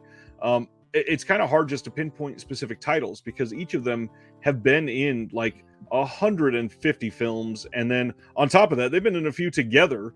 But gothic horror really doesn't get highlighted today as much as it used to. If you were going to dive into gothic horror, you really got to start talking about the Hammer production company and everything that they put out. They have this similar vibe and sort of style as you're watching these, but the big thing is it's not really a specific genre. Even it is more of just this feeling while watching it. It's like the sweeping moors of England. It is castles, old dignitaries welcome people into their home, and it happens to be haunted, or something odd is happening in this random British hoity-toity lord's house, and they bring in somebody to investigate, and they just get really interesting as you go on, and you kind of start to discover things that you love about them, and things that you see across similar style films, and that kind of the way that most people nowadays that are appreciating films seem to have something similar. We didn't even have this on our list, but just to throw out giallo films. I think giallo films are probably the most comparable style of film to gothic horror because, again, it's very much just a vibe. There are a handful of things that people associate with giallos, but there's so much with giallo that it really just leads down to, I think it was, oh gosh, who was it? The guy that said, I don't know what porn is, but when I'll tell you that I know it when I see it, or whatever the quote is. Giallo films are kind of like that for me. You watch it, and there may not be a guy with black gloves on. There may not be women taking their tops off, and there may not be a ton of bodies with bright red blood. But you can feel it as you're watching it, and they all sort of feel the same. Is there any giallos that you really like? This actually falls in the same kind of categories as what we're talking about with gothic in a way. Is that there are two subgenres that I'm very familiar with, but my depth is not as strong. Like I've been talking about this. Uncle Bill over at Dead Pit is a huge giallo guy, and I have all Argento stuff, but I mean, there's only a specific amount that I've gone into, and I said to him, like, that's the giallo's a genre that I think I need to dig deeper in. Same thing with gothic, because my uncle has been telling me to get into Hammer stuff forever. It's like one of his favorites, and I'm always kind of like, oh, I'm just so far behind. Like, I don't even know where to start. And then Scream Factory started coming out. And I'm like, oh, now's the perfect time to get into it. And then I didn't get it. And now all of a sudden I'm like, well, now I might have to, how much am I going to pay to go back? And so, I mean, I've seen some, like one of the ones I really like, Vampire Circus is one that I enjoy quite a bit. I do have, I think Curse of the Werewolf is one that I really like. I think Scream Factory put out. But again, those two genres are ones that I definitely need to dig a lot deeper in. And I think I was talking to Brian Goes Blue about some of the Hammer stuff he definitely recommends. Like, of course, I've seen like all the Draculas and, Dracula AD and all that stuff. Like, I've seen those, but the deeper ones I haven't, and I'm not too familiar with. So if there's anything you can recommend, like, dude, you gotta see this, let me know. And as far as giallos, like most of the ones I'm familiar with are the Argento stuff, and the rest, other ones, it's give or take for me. It's ones I have to definitely dig a little bit deeper in. The easiest way to sum up recommendations for Hammer specifically is the releases from Indicator in the UK, and this is going to be difficult because most of them are out of print. But the first three Hammer box sets, and they're not all necessarily horror, but those three box sets really are this culmination of just everything amazing Hammer. And then they did a few more after that, but the first three really are where it hits home. And in the US, some of those have been released by Mill Creek. So if you're just looking for the titles and not necessarily the best release, that's a cheaper way to get it. Mill Creek is overall pretty inexpensive. And I would be remiss if I didn't mention Hammer Horror has had one main competitor, and Ragnar mentioned it just a few minutes ago, and that is Amicus. This is another production company. Severin actually put out a box set from Amicus, like 6 years ago now, 5 years ago, something like that. And it sold pretty well, and it's pretty difficult to find now. I think most of what was in the box you can get individually, but Amicus had a handful of titles that are just so similar to Hammer that a lot of people lump them in. So if you're looking to go down that road and you want some deeper ones, because Hammer gets all the attention when you start talking about goth stuff, but Amicus is very, very similar. So now, for some reason, I'm almost like thinking I have. Was there a box set on DVDs called the Amicus Collection? I'm not sure if it came out on DVD, but this is the Severin one that I was talking about. What's in there? Is I think I have a DVD version of that. What's in there? It's got Asylum, and Now the Screaming Starts, The Beast Must Die, and The Vault of Amicus. Oh, very cool. Yeah, I think that's probably the same set. I'd have to look, but if it is, I've got it in my rack somewhere, but I probably haven't even dove into it. And I've had it 15, 20 years now. It just goes to show as collector's house, sometimes things just sit there and it's like, why do I keep buying stuff? Because I've got all this stuff I still haven't watched yet. Amen to that. But if I do, I'll definitely jump into it now for sure. Awesome. We've not talked about one of the main names with Gothic, and I just got to shout out Bava is by far the king of goth. Everything about a lot of the old Bava stuff, it reeks of goth, and unfortunately it feels like some of those are not really staying in print right now. So if people don't have them, it might be a struggle to find some of them. Let's get something that we both can talk about again. So how about some folk horror? Are you into folk horror at all? Give or take. I mean, again, like if we were going to count things like Wicker Man or whatever, like if that's gonna be in there, love Wicker Man. Midsummer, I love as well, and I know that's a movie that some reason is either people love it or hate it. Yeah. I loved it. The Witch, loved it. So if we're talking about things like that, like those are the ones that come to my head real quick. Anything deeper than that, like I know they came out with that folk horror set from Severin. I didn't get it, nor have probably seen anything from it. So those are the ones that just come to my head. I don't know if you would even consider like, what did I just watch? Devil's Reign, I think. Is that if you would even consider that in there? I mean, I don't know if that fits in that category or not, but that's one I just watched and I thought it was really good. If it's not wholeheartedly in that category, it's at least close, rubbing elbows with. For me, a lot of what I would define as a folk horror is something that is like traditional in the culture that they are portraying in the film, that perhaps other cultures have either no idea about, or the opposite end of the spectrum, it is so famous as part of coming from that culture that it just reigns supreme. Everybody knows about it, and because of that, there's like this scared terror across the world about something. And some of those would be like the idea of like a chupacabra or a Loch Ness monster or a Bigfoot, and this is where a lot of those could potentially fall into that. But I think the big way to find folk horror that is amazing is in a lot of foreign films. So the biggest one for me in the last handful of years is probably The Wailing, which I think was Korean, and that movie is shockingly like terrifying as you're watching it. It is so well made. It's got acting in it that is done by people that have no acting credits, and they really bring this new level of appreciation to just somebody screaming their face off in the eye of tradition. Basically, there's something that they're afraid of, that they grew up hearing about, and now it is running amok around them. Is there any sort of foreign films that you've got into this maybe folk? Not off the top of my head. Now, there's another movie I'm thinking of that I really like, and it doesn't get any love at all. And I guess you could probably maybe say it's folk horror. Do you know the movie Lamora? Yes, Lamora is definitely folk horror. So I really like that one, and I don't know why that hasn't been put. I think that would look fantastic with an upgrade, just because it's got all those cool colors and stuff in it. So that's one that kind of popped into my head as you were speaking on that I really enjoy as well. But as far as anything else outside of that I can think of, there's nothing that is coming to my head. Oh, what's up, Levels?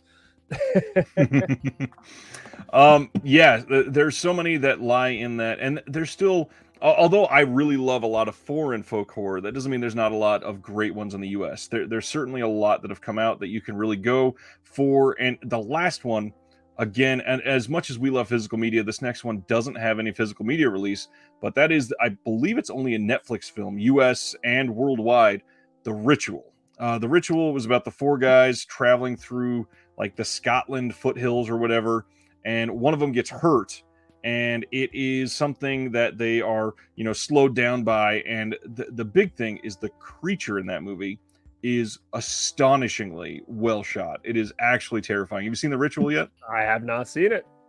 Nope. Highly, highly recommend. There are quite a few genuinely creepy scenes in The Ritual. And Adam wants to know, why do they call it folk horror? And I think the idea is because it comes from a sort of tradition, and it's like the common folk type of thing. So it is something that you can feel really rides deep in a culture. It is something that you are able to perhaps personify because you know some things tangentially about them. And that's like Native American stuff is probably the easiest one to grab onto in the US because there's so many folklore tradition associated with that. And there's just so many different genres of folk horror that you could go through as well. Let's go then for one that I know that we can grab onto, both of us, some sci-fi horror. We already mentioned Alien earlier, but as much as that is probably the most well-known, sci-fi horror really goes there with a lot of different films. What are some big ones for you? Yeah, I think this goes back to what we were saying before, is like, what's considered what. Aliens, obviously. Predator could even fit in that category. The Thing. I mean, I would even consider, even Fly. The Fly can probably swing into this as well. I'm trying to think of something a little more on the sci-fi. Like, would you even consider Terminator as a sci-fi horror? Like, at least the first one. The first one for sure. It's got kind of all the elements of a slasher, but in a little bit more of a sci-fi type element. Yep. Anything that's like pure sci-fi. I'm trying to think, like, obviously anything alien-esque, like, I know Kenny Levels is in here and I don't think he likes this, but like, Fire in the Sky is another one where I guess we can talk about aliens. And that just for me was right place, right time again, where when I saw that as a kid, like, it really freaked me out. Yep. And I bought the Blu-ray from Scream Factory. I have not watched it yet, so it's been a while since I've seen that flick, and I don't know if it holds up the same way it did when I was younger. What do you think of that one, and where would you kind of put that in the same vein?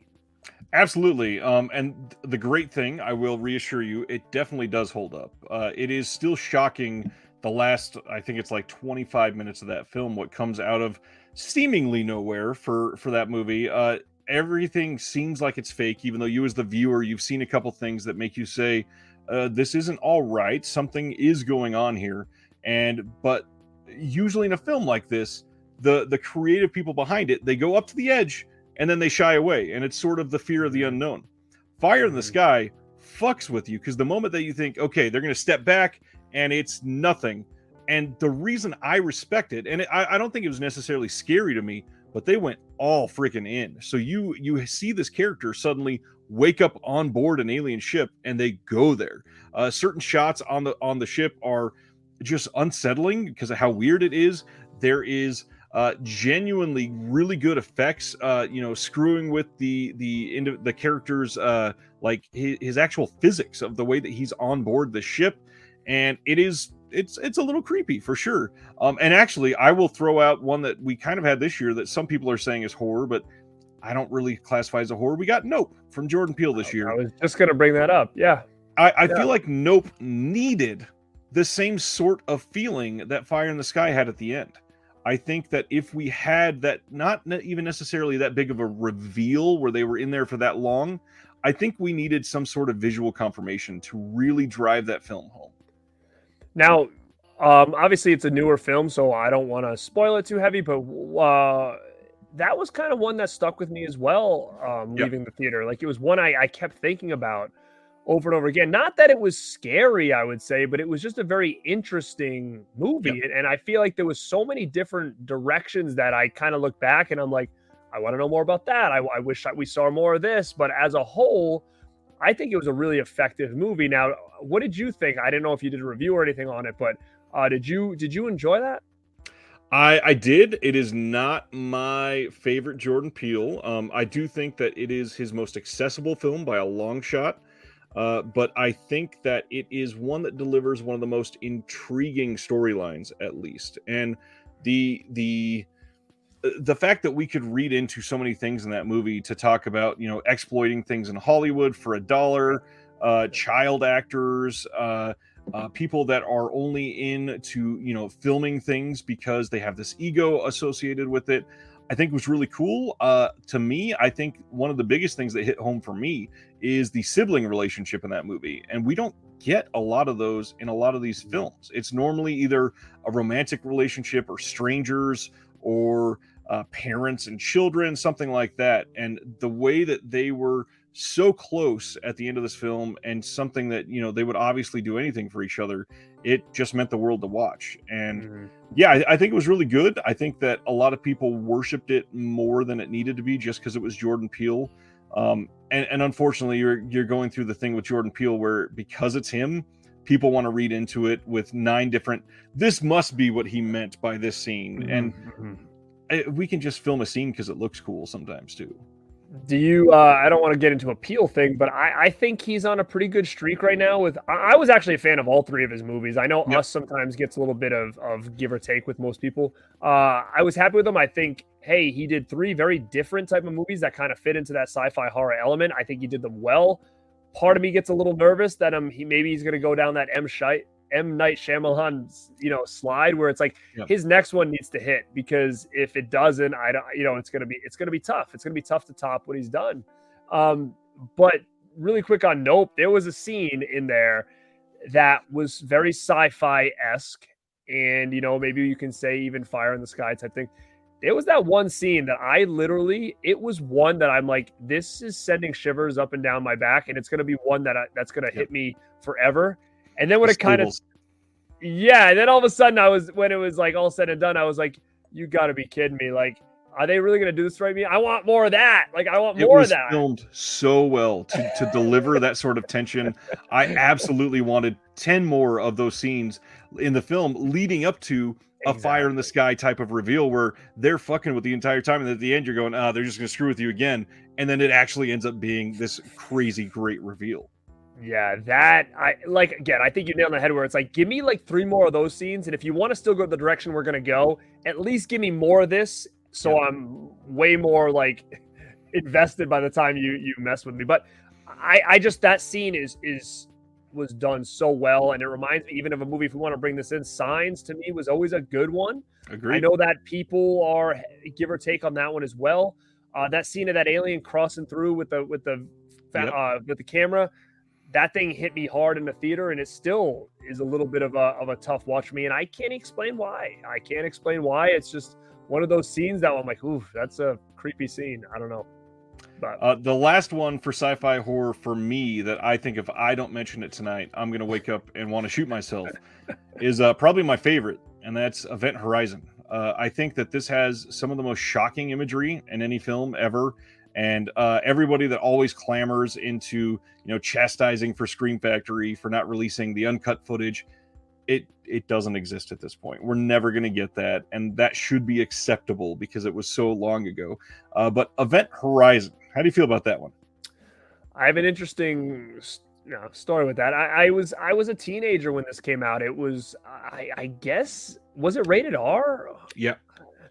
Because I got in, I was definitely not 18, and I was with a girl. I was with a girl who definitely wasn't 18 either. So, for however the heck we got into this thing, we got into it. So, at the time, it was just one of those things where I didn't really see a lot of it at that point in time. I think we were like one of 2 people in the theater or whatever. It was 15 years old or whatever. But so I've always had a weird thing about it because it was always like, that was that movie that I kind of half-assed watched when I went to the theater. But I think it's a cool movie, and I did not get the Scream Factory version. I have not got the Steelbook. I have a Blu-ray, but it was like maybe like whatever that first Blu-ray that some company put out had like a blue cover or whatever. Like that's the one floating I have. heads on it. Yeah. Yeah, like I think I'm gonna probably upgrade. Now that Steelbook, is that gone? Is that 4K? What's the story on that? It is 4K, and it is a wide release, so there should still be some out there. So it was being sold through Target, Walmart, Amazon, everywhere. So yeah, I like it. I like it a lot. I think it's well done. It's scary now that I've watched it, through the years, and it's definitely one that I'm considering probably bouncing to 4K because it should look fantastic on the best format possible. I agree. It does. Unfortunately, I don't think it's the most mesmerizing 4K, but I do think it looks pretty great. And then obviously we haven't even gone into it, but the thing it kind of just supersedes all of these genres. It is a body horror. It is a sci-fi horror. It is uh, pretty much everything. I mean, in certain scenes, it's an animal attacks film. There's so many things that you can throw at the thing, and everybody's talked the thing to death. So we'll just assume everybody loves the thing. Well, I love the thing. We got a couple more on our list, but there's really only one that I think would be fine to end this on because it's such a widespread genre, and it really leads from what we were talking about with the novels earlier, and that's this kind of fine line between like psychological thrillers and these like therapeutic horror film. I don't even know the way to explain it. Like mindfuck films, basically. So there's everything from murder mysteries to is this person going to wake up at the end and the whole thing was a dream? One of my favorites that is similar to that is the film Identity with John Cusack. And that one's great. And it's super frustrating at the end because you find out that everything you believed was happening wasn't happening. Right. But this can encompass kind of everything under the sun because a lot of horrors are just meant to screw with you. Any psychological films that jump out for you? I mean, the first one that jumps in my head is obviously like The Shining is one that, that comes to me real quick. And again, I think you kind of, right on the head with it. It kind of just, there's so many elements that can go into a movie like this. Like, to me, could I say, I don't know, Amityville horror? I don't know if we're going to put that in this subgenre, but again, that's one that I really love. And I know a lot of people throughout the years have kind of turned on it a little bit. And like, part 2 is the way to go. And I don't know. I always had a feeling. I always had a strong love for the original. I don't know if it's because it's slow. People don't care about it as much, but that's the kind of horror that I like, is a lot of that slow burn stuff. Hereditary, if we want to go in that route, is like one of the, I think that's probably one of the best horror movies I've ever seen. Oh yeah. And it's just so funny because it's a very modern movie and it was just done so well. So like those are a couple, and I'm trying to think psychological. I know we talked about a bunch of them already, kind of in different subgenres, but for sure, like those are the ones that come to my head right off the bat. I love psychological horror movies because I love coming out of a movie watching experience just thinking about it constantly for the next like 3 days, going, I watched this on Monday, but it's Friday morning and I'm at work, but all I can think about is Hereditary. And I did that the very first time I watched Hereditary. I had a really awful movie theater experience. Everybody was loud, and with Hereditary, you want a nice, quiet, great ambiance way to watch Hereditary. But even though it was kind of ruined, I'm still sitting there going, dude, she was really cutting her own head off with some piano wire. Like, this movie is shocking, and I want to be able to feel that 4 days later, that movie is going to sink into the pit of my stomach and not leave. And some of these, you just question, like, what is real? Am I going to go down this path and not understand what's around me? And for me, losing my mental faculties is genuinely like one of my biggest fears. Some of the things that I've done for work and working around people with dementia and Alzheimer's and stuff like that, it is terrifying to think that you could just be there fully one day and then the next day you're just, I don't know who my daughter is and I raised her for 43 years or something. Right. I mean, it's very scary. I mean, we talked about earlier, like the taking of Deborah Logan, like you kind of see it fall apart in the same way. And like you said, it is, man, I can't even imagine, what you see on a daily basis when it comes to that kind of stuff, because the brain is a weird thing, man. And and like you said about Hereditary, like I was the same way. All of a sudden I'm like, did I really just see her up in the rafters? Was there really a naked guy in the background smiling? Like, am I seeing things here? Like, these are all things. And that's what I loved about it, is that it got you to think. And, I like movies that do that. And I'm going to bring this one up. And I know it's probably not in this subgenre per se, but when I first saw The Strangers for the first time in the theater, that one scene that always sticks with me is that one scene where she's just in the kitchen doing her thing and he just appears in the back. And he's just standing there, and you're watching this scene unfold, and you're like, he's right there. But what was done so well about it was that nothing was done. Like there was no jump music, there was no like me and him run.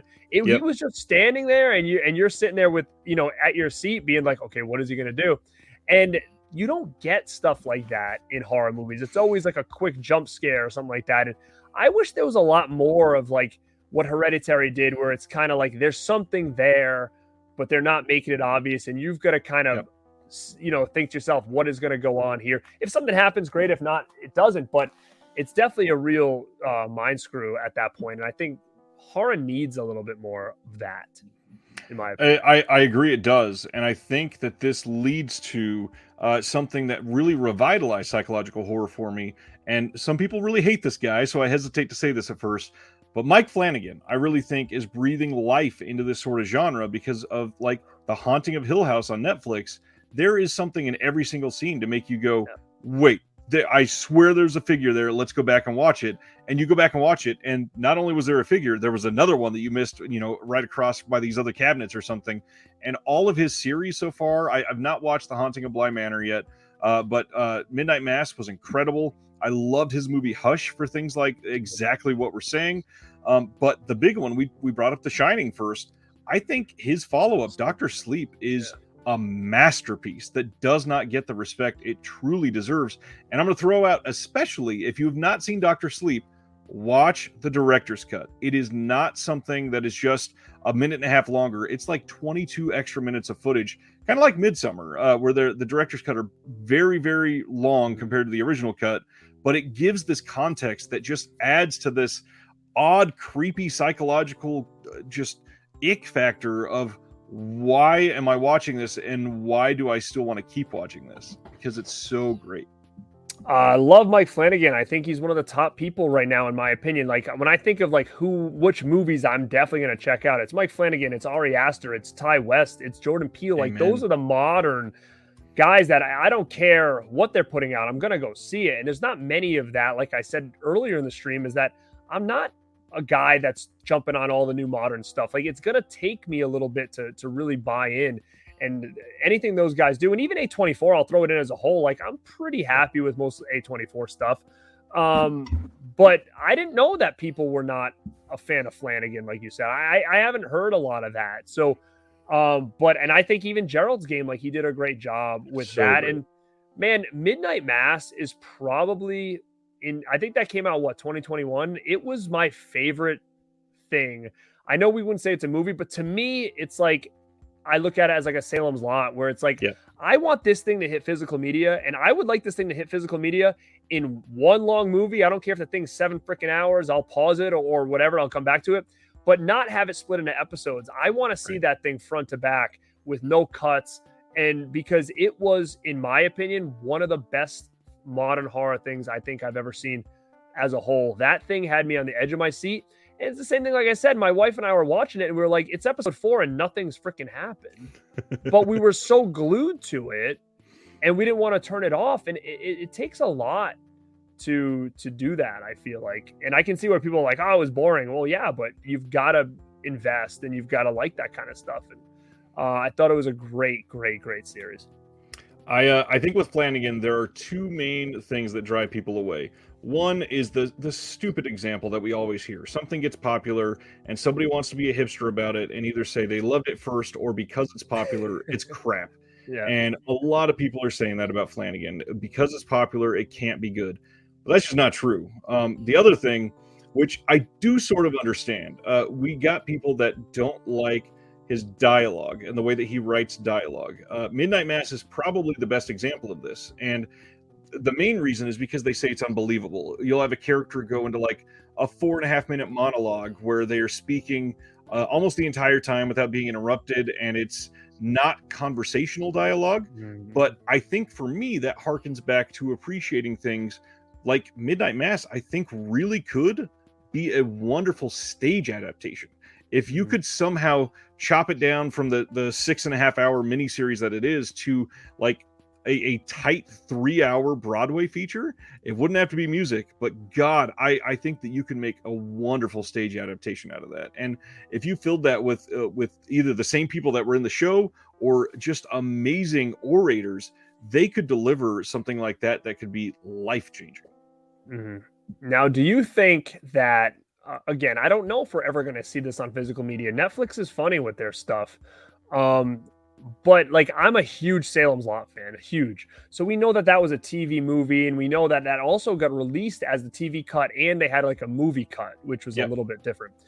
Now, I wouldn't even mind, like, I haven't thought about it, but with Midnight Mass, like, do you think based on all that footage that they had for that show, if they cut it up and made it like, hey, we're going to make a 2.5 hour, 3 hour movie version, is there enough that they could do that with and still have it as effective as it was as like a 7-part series or not? Because I'm just curious to see, like, what would it be like if they tighten that thing up a little bit? Would it still be as effective, or is it just not going to work that way? And it would be cool to kind of see maybe putting out a physical media where you get both versions. Hey, you get a cut down 3-hour cut, or if you want to spend 7 hours watching the thing, here you go. Like, that's just something that I feel like is never done now. And to me, I would be pretty intrigued with something like that. But do you think it would be possible to have enough meat on that to make it work? I think there is. I think we'd have to lose a couple of the smaller B stories that we get throughout the series. But I got to admit, I would be all about that life. I have talked about Midnight Mass a few times, and I mostly talk about movies. So one of the reasons I haven't really just hit it home, I think Midnight Mass is maybe my favorite limited series of all time. I think that it is a full-on masterpiece, well done in almost every regard. I think the gentleman, I think his first name is Seamus, that plays the main character of the entire film opposite our protagonist, and I even just said film there. I think that he delivered this character that is so off-putting in this, again, just very unsettling way, that they could deliver this 3.5 hour cut that would be amazing, but I would not want to lose a lot of that. So I get it. I could see the appeal there.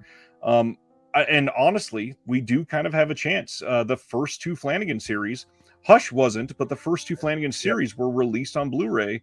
So why do we not have this one? And I think somehow it's not getting the critical attention, which may be a big part of that, because somehow Bly Manor did, but Midnight Mass didn't even get a single Emmy nomination, which is baffling to me. Oh yeah, I mean, if you asked me, I would have told you that Priest deserved some kind of nomination for sure. I was completely blown away by his performance. So You're right. I don't know the issue. I've actually never seen Bly Manor either. I saw Hill House, loved it, got the Blu-ray. Haven't seen Bly Manor, don't own it. It's probably one I should go back and check out, but I've seen all of his other stuff. And you're right. I don't know how this works. Like, why does Netflix release that but not release a bunch of other stuff? It's just the Wild West. Like, I don't know what their structure is when it comes to that kind of stuff. Hush, the same thing. Like, why don't we have that?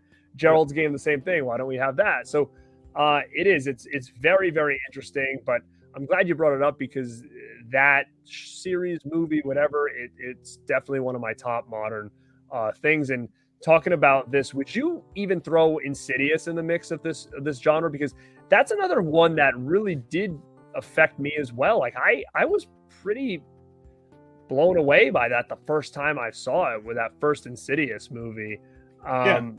Starting from that title screen with the ring and the logo popping in the screen, like, I'm like, oh my God, I'm gonna love this damn thing.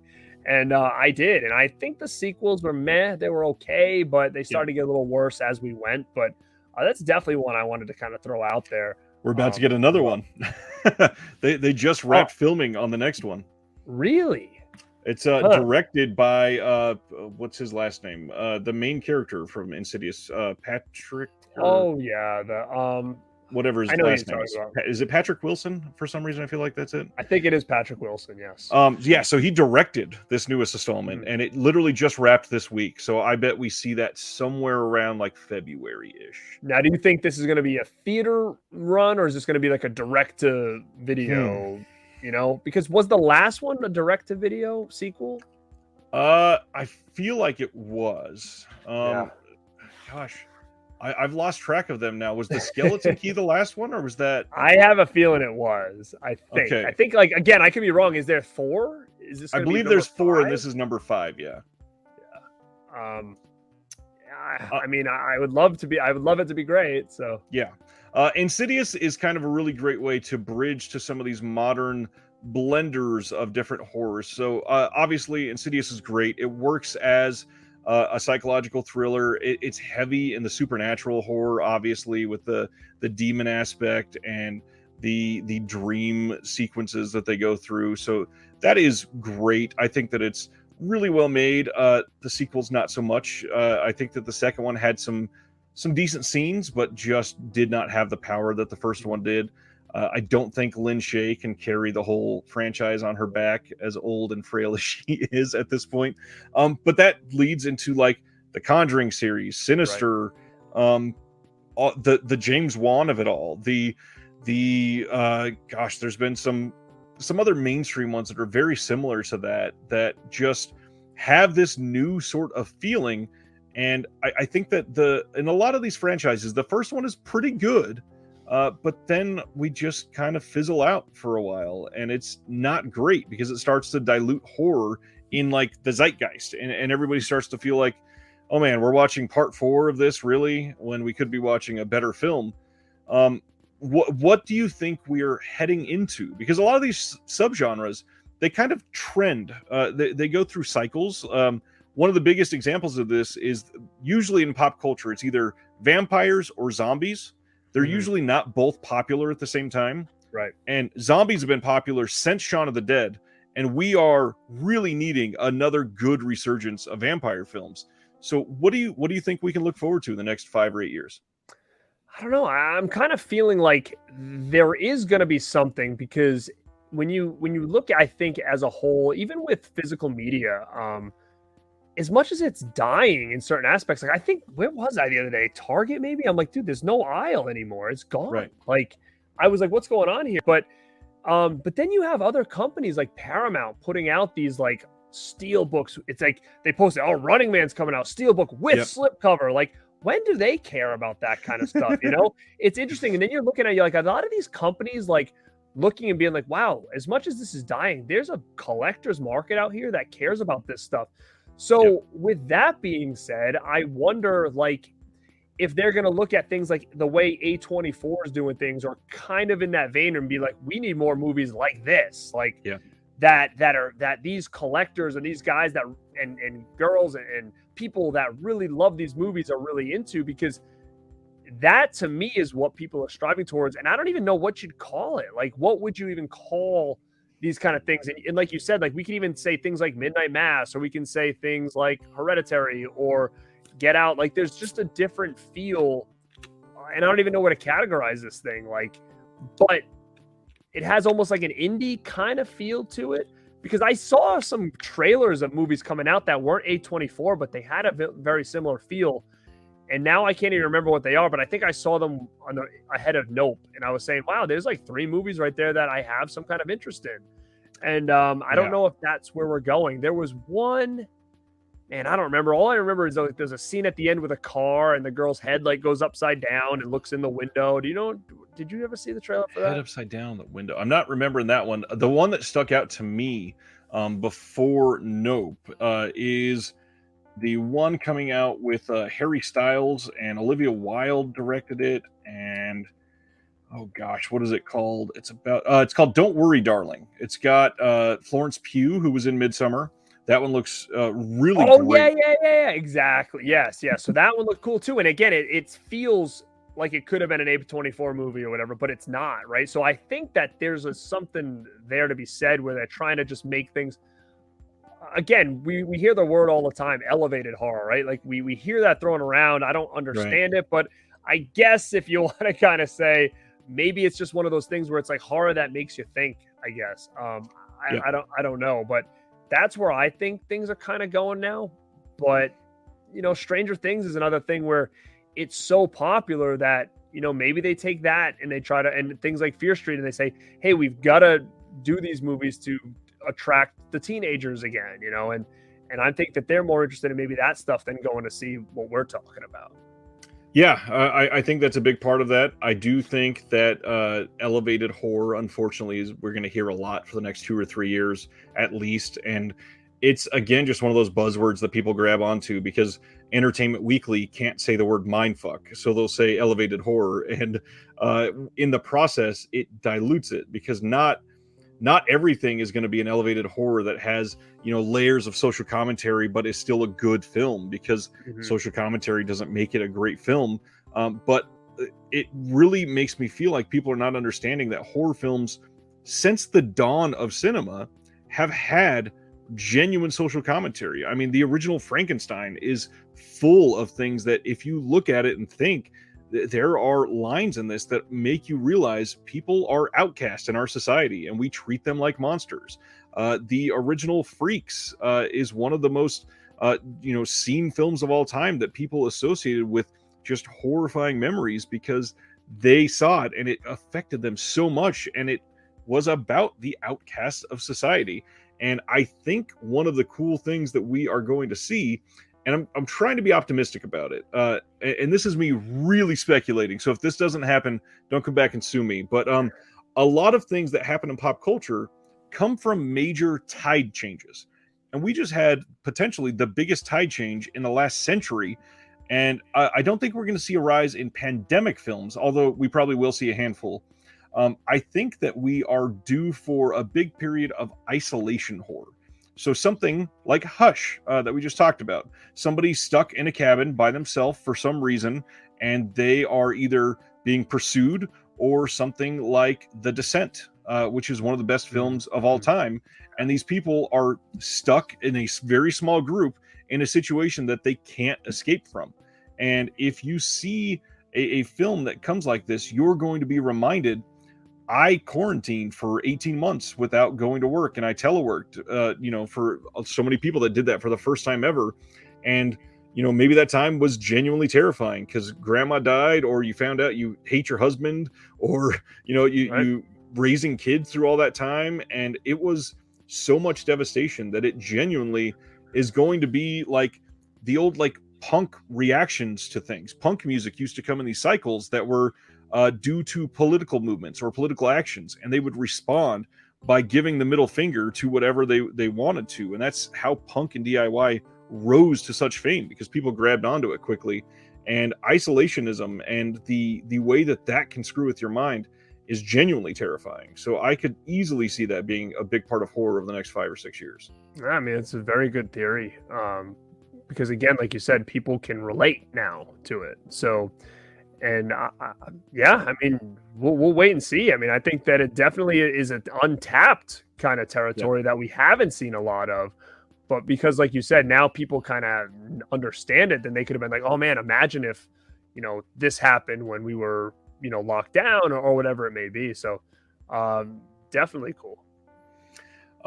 That being said, any subgenres of horror that we didn't talk about tonight, as we are coming up on 2 hours and wrapping up here? No, I think we kind of hit most of them. And like you said, we could easily talk about zombie stuff. I mean, I'm a big Dawn of the Dead guy. I mean, but it's been touched so much. And the same thing with vampires. Like we mentioned, some of my favorites: Fright Night, Lost Boys, Salem's Lot, Near Dark, and then the classics, of course.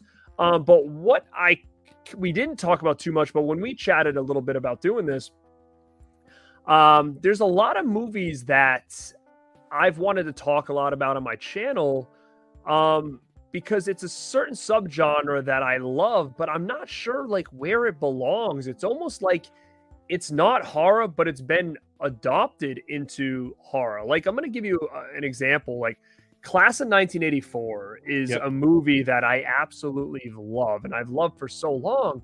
And when you think about it, you can say, oh, it's a revenge thriller. It's, I don't know, but you look in Scream Factory released it under Scream Factory. So that's telling you this isn't horror, but why is this kind of horror? Because it's got horror elements to it, but it's in a more exploitation way than scary or horror. But there's obviously murders in it and stuff like that. There's blood, there's gore. But things like that, things like Savage Streets, which could be easily a revenge thriller. These movies, New Kids is another one that pops in my head. Tough Turf, where it all is these teenage kids, maybe either in a school or whatnot, where there's some kind of revenge or something. what would you categorize these movies at, and why do these not get talked about enough? And I'm always on a hunt for like more movies that are kind of like this. And I'm just curious on what you think of these kind of movies, and where would you throw these in, and why are they so adopted into the horror genre when they're clearly not straight horror? That's a great question, and I think it comes down to the psychology of it. Because, well, first of all, I would probably call it revenge thriller, just like you. I think that's perfect. Um, Revenge films in general are kind of this big umbrella like exploitation. You've got your rape revenge, you've got your like gang revenge films, like some of these. You've got Savage Streets, which you could really throw in with something like Switchblade Sisters.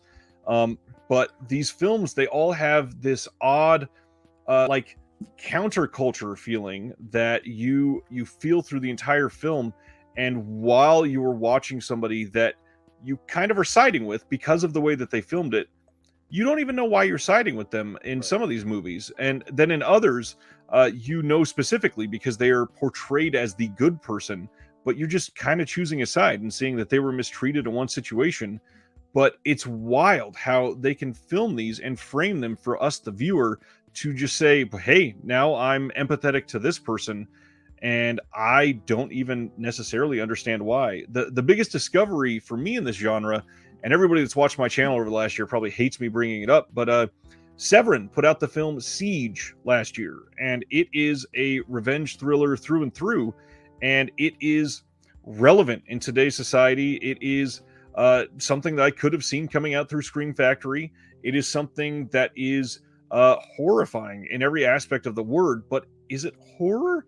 I mean, not really. The hardest aspect that I think kind of sticks to me, and this would probably be the same way I feel about The Strangers, is that it's so damn realistic. You can just be in a situation like we had something a few months ago in my town here. We had a road rage thing where somebody got killed on the side of the road, and that's literally a revenge thriller story, basically. And it's so realistic in a sense that there's no alien coming down to attack these people. There is no, I have to believe that there's a serial killer that can, run 50 miles an hour to get to the next house to kill the babysitter or whatever. I don't have to throw away any of my sense of belief while watching these films. It is just somebody that got hurt. And because of that, they're going to come back and pull all resources together to burn the bastard that did it to them. I love revenge thrillers. And that's such a whole, I mean, that's a window we could open and go far deep into it, but those are just the ones that really just are favorites of mine, that I'm not ever sure where to categorize these things. Like, even like a Tough Turf, where it's like a teen movie, but at the same time, it's about bullying, and then it gets crazy at the end and people are getting killed off. And it's just, for whatever reason, it's always been a fun movie for me. And it's stuff I've been meaning to talk about on my channel, but it's just, I just don't know how I would really clump these together. And I thought as we were talking about this, I was like, yeah, let's bring it up, just because it's one of those things that's accepted the same way sci-fi is accepted, the same way exploitation films are accepted into the horror genre, where they're not technically horror, but they're definitely lumped in there as, movies that, people have a tough time with. And yeah, man. So basically that's the one I wanted to kind of finish things off with. And if any that you have that are kind of, you feel fit into that same category that maybe I haven't seen, I'm always looking for. And I saw someone write 315, great one. I saw someone write that. I like that one as well. 315 is good. Yeah, I mean, you get your normal ones, Spit on Your Grave, Thriller, all the ones people talk about all the time. But is there anything that, maybe you like that we say is not horror, but can be accepted into that you're like, hey, this is definitely something to check out? And Siege being one, of course. Obviously, by the title, a lot of people have probably seen this, and it gets lumped in with these all the time. The movie Revenge, the French film from like 5 or 6 years ago, that one has been on Shudder, and it's not, I mean, it's a very bloody film, but there's nothing horror about it really at all. It's more of like a cat and mouse chase game. You've got the other Severin title, which is kind of similar to this sort of feeling, The Boys Next Door. You got these two kids that are teenagers that are just going on a wild streak, and it feels very much like Class of 1984, but it's quite a bit different. I'm going to throw out some foreign ones, and I obviously brought this to mind first. I Saw the Devil is incredible for a revenge film. You could potentially lump in Audition there as well with the way that you're looking at it. Revenge films, it's so difficult to look at one and just say it's a revenge film because we always think of them as some other genre too. And whether it be something related to horror or psychological, it's a lot.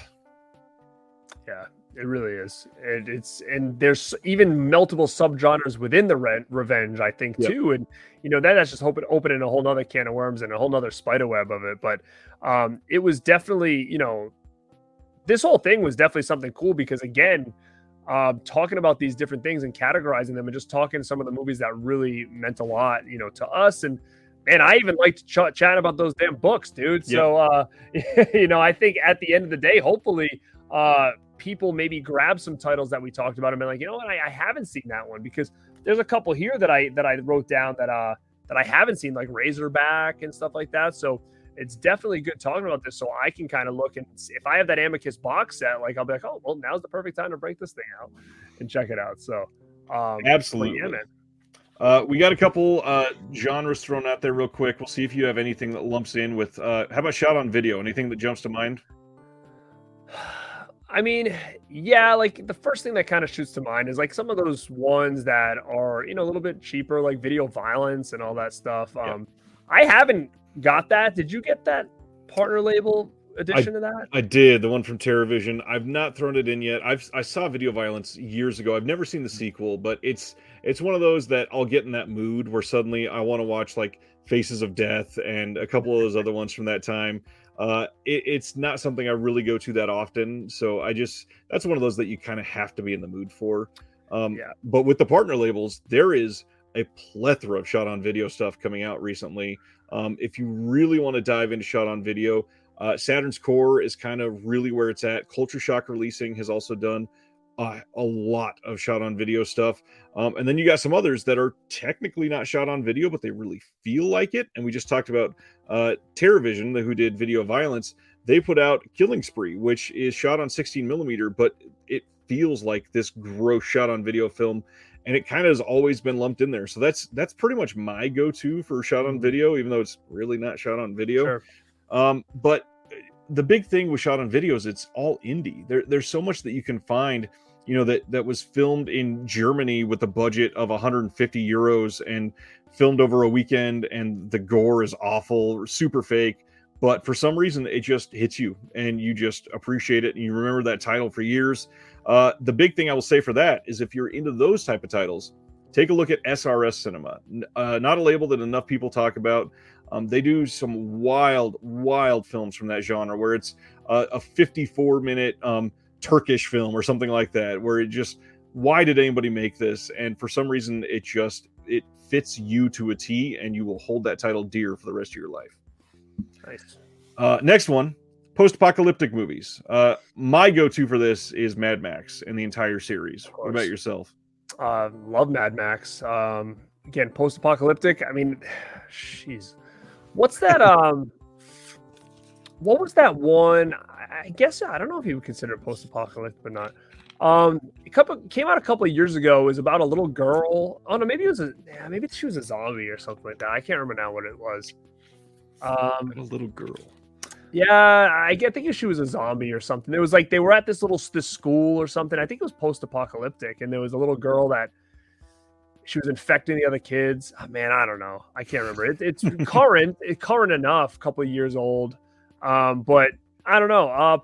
Mad Max is obviously one that comes to my mind right away. I'm trying to think. I mean, is that the one you were thinking of, the girl with all the gifts? Yes, that's the one. Now, was that zombie? Was she a zombie or something? If I remember right, I feel like it was tangentially to that, but I feel like she was not a zombie at the end of it. Okay, yeah, I can't remember. Forget, but yeah. Go ahead.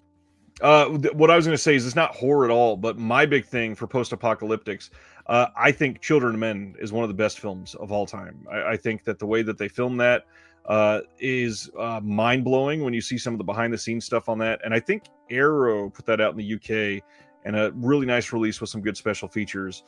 Children of Men is just like a gift to humanity, and if somebody has never seen that, that is one that if I've you're going never to take, seen it, but I have it on DVD. I can picture it. It's a guy's face right on the front, right? yeah, Never that watched it, man. you gotta see it. It is such a unique storyline, and for those that don't know, basically the gist is that for some reason something has happened, and no more children can be born. So if they don't find some way to have humanity repopulate, we're just going to die out. And a faction of people that are underground discovers a pregnant woman, and they have to transport her to potentially save the human race. And it sounds very different than what it ends up looking like. It's a very serious film. It is so damn good. Very cool. I will say thank you for hanging out tonight. We have spent so much time talking about so many different films.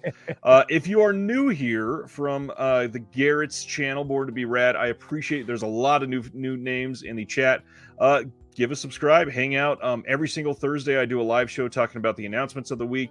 We get some reactions to those. I've got all kinds of interviews with the people that put out these physical media releases that we all love. And I've got more of those coming. I've got some other guides that I'm working on for boutique labels and all kinds of stuff. And for those from my channel, if you don't watch Garrett, you gotta. Some of the stuff he does is incredible. You guys have been amazing. I love the nights that the chat flies like this. And I hope someday our schedules can align again. Yeah, man.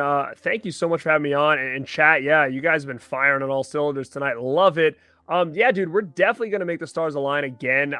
Man, this is the first time I've really talked to you, and we went over 2 hours just going back and forth. So this works, right? I talked to you before. I have a show I do, Rad Company, where basically I'll just bring another creator on. We'll talk about them, their channel, their history with the genre, and just kind of put you in the hot seat. And I think you'd be a perfect, guest for that show. So it's just coming up with dates now on where we both kind of align and get that thing rolling. So if you guys like this, we're definitely going to do that on my channel. We just got to figure out a time, but keep your eyes and ears open because I will hype it as soon as we can figure that out. Adam says, keep going. First off, Garrett has been awake for like 17 hours and has to wake up soon, I'm sure. So we don't want to do too long on that one. I will say, thanks again to all of the patrons of the channel. You guys keep this thing rolling every single time we do something like this. You guys are incredible supporters, and I really hope that the support keeps going to Garrett's channel because he fully deserves it. These physical media community that we've grown on YouTube, we were kind of talking about this before we went live. It's a special one, and this is a great time because everybody sort of has great options out there. And for all these people that just hung out with us tonight, I appreciate you giving us your night, and hope that we gave you some good advice and some titles to check out. A lot of these were very popular titles, and maybe next time we just go to some really underground titles. I guess I'm going to start unwrapping all my Severin and VS and just start playing. I've got like 50 Vinegar Syndrome and Severin titles still unopened over here. I'm like, stop doing sales. I need to catch up. Yep, you're going to make me feel guilty because 50 is a tiny number. Yeah, you're on that boat too, huh? Oh, absolutely. Just like you, I've got young kids, so I got to wait till they go to bed to watch most of these things. That is right, man. But hey, thank you again so much, Ryan. I appreciate it. Definitely cool hanging out, and very knowledgeable guy over here. He had me stumped on a bunch of these movies, which is very, very good. So, guys, thank you again for all of you for having me on tonight. I appreciate it. Appreciate you all, and as we always say, from one collector to all of you, have a good night. See you next time.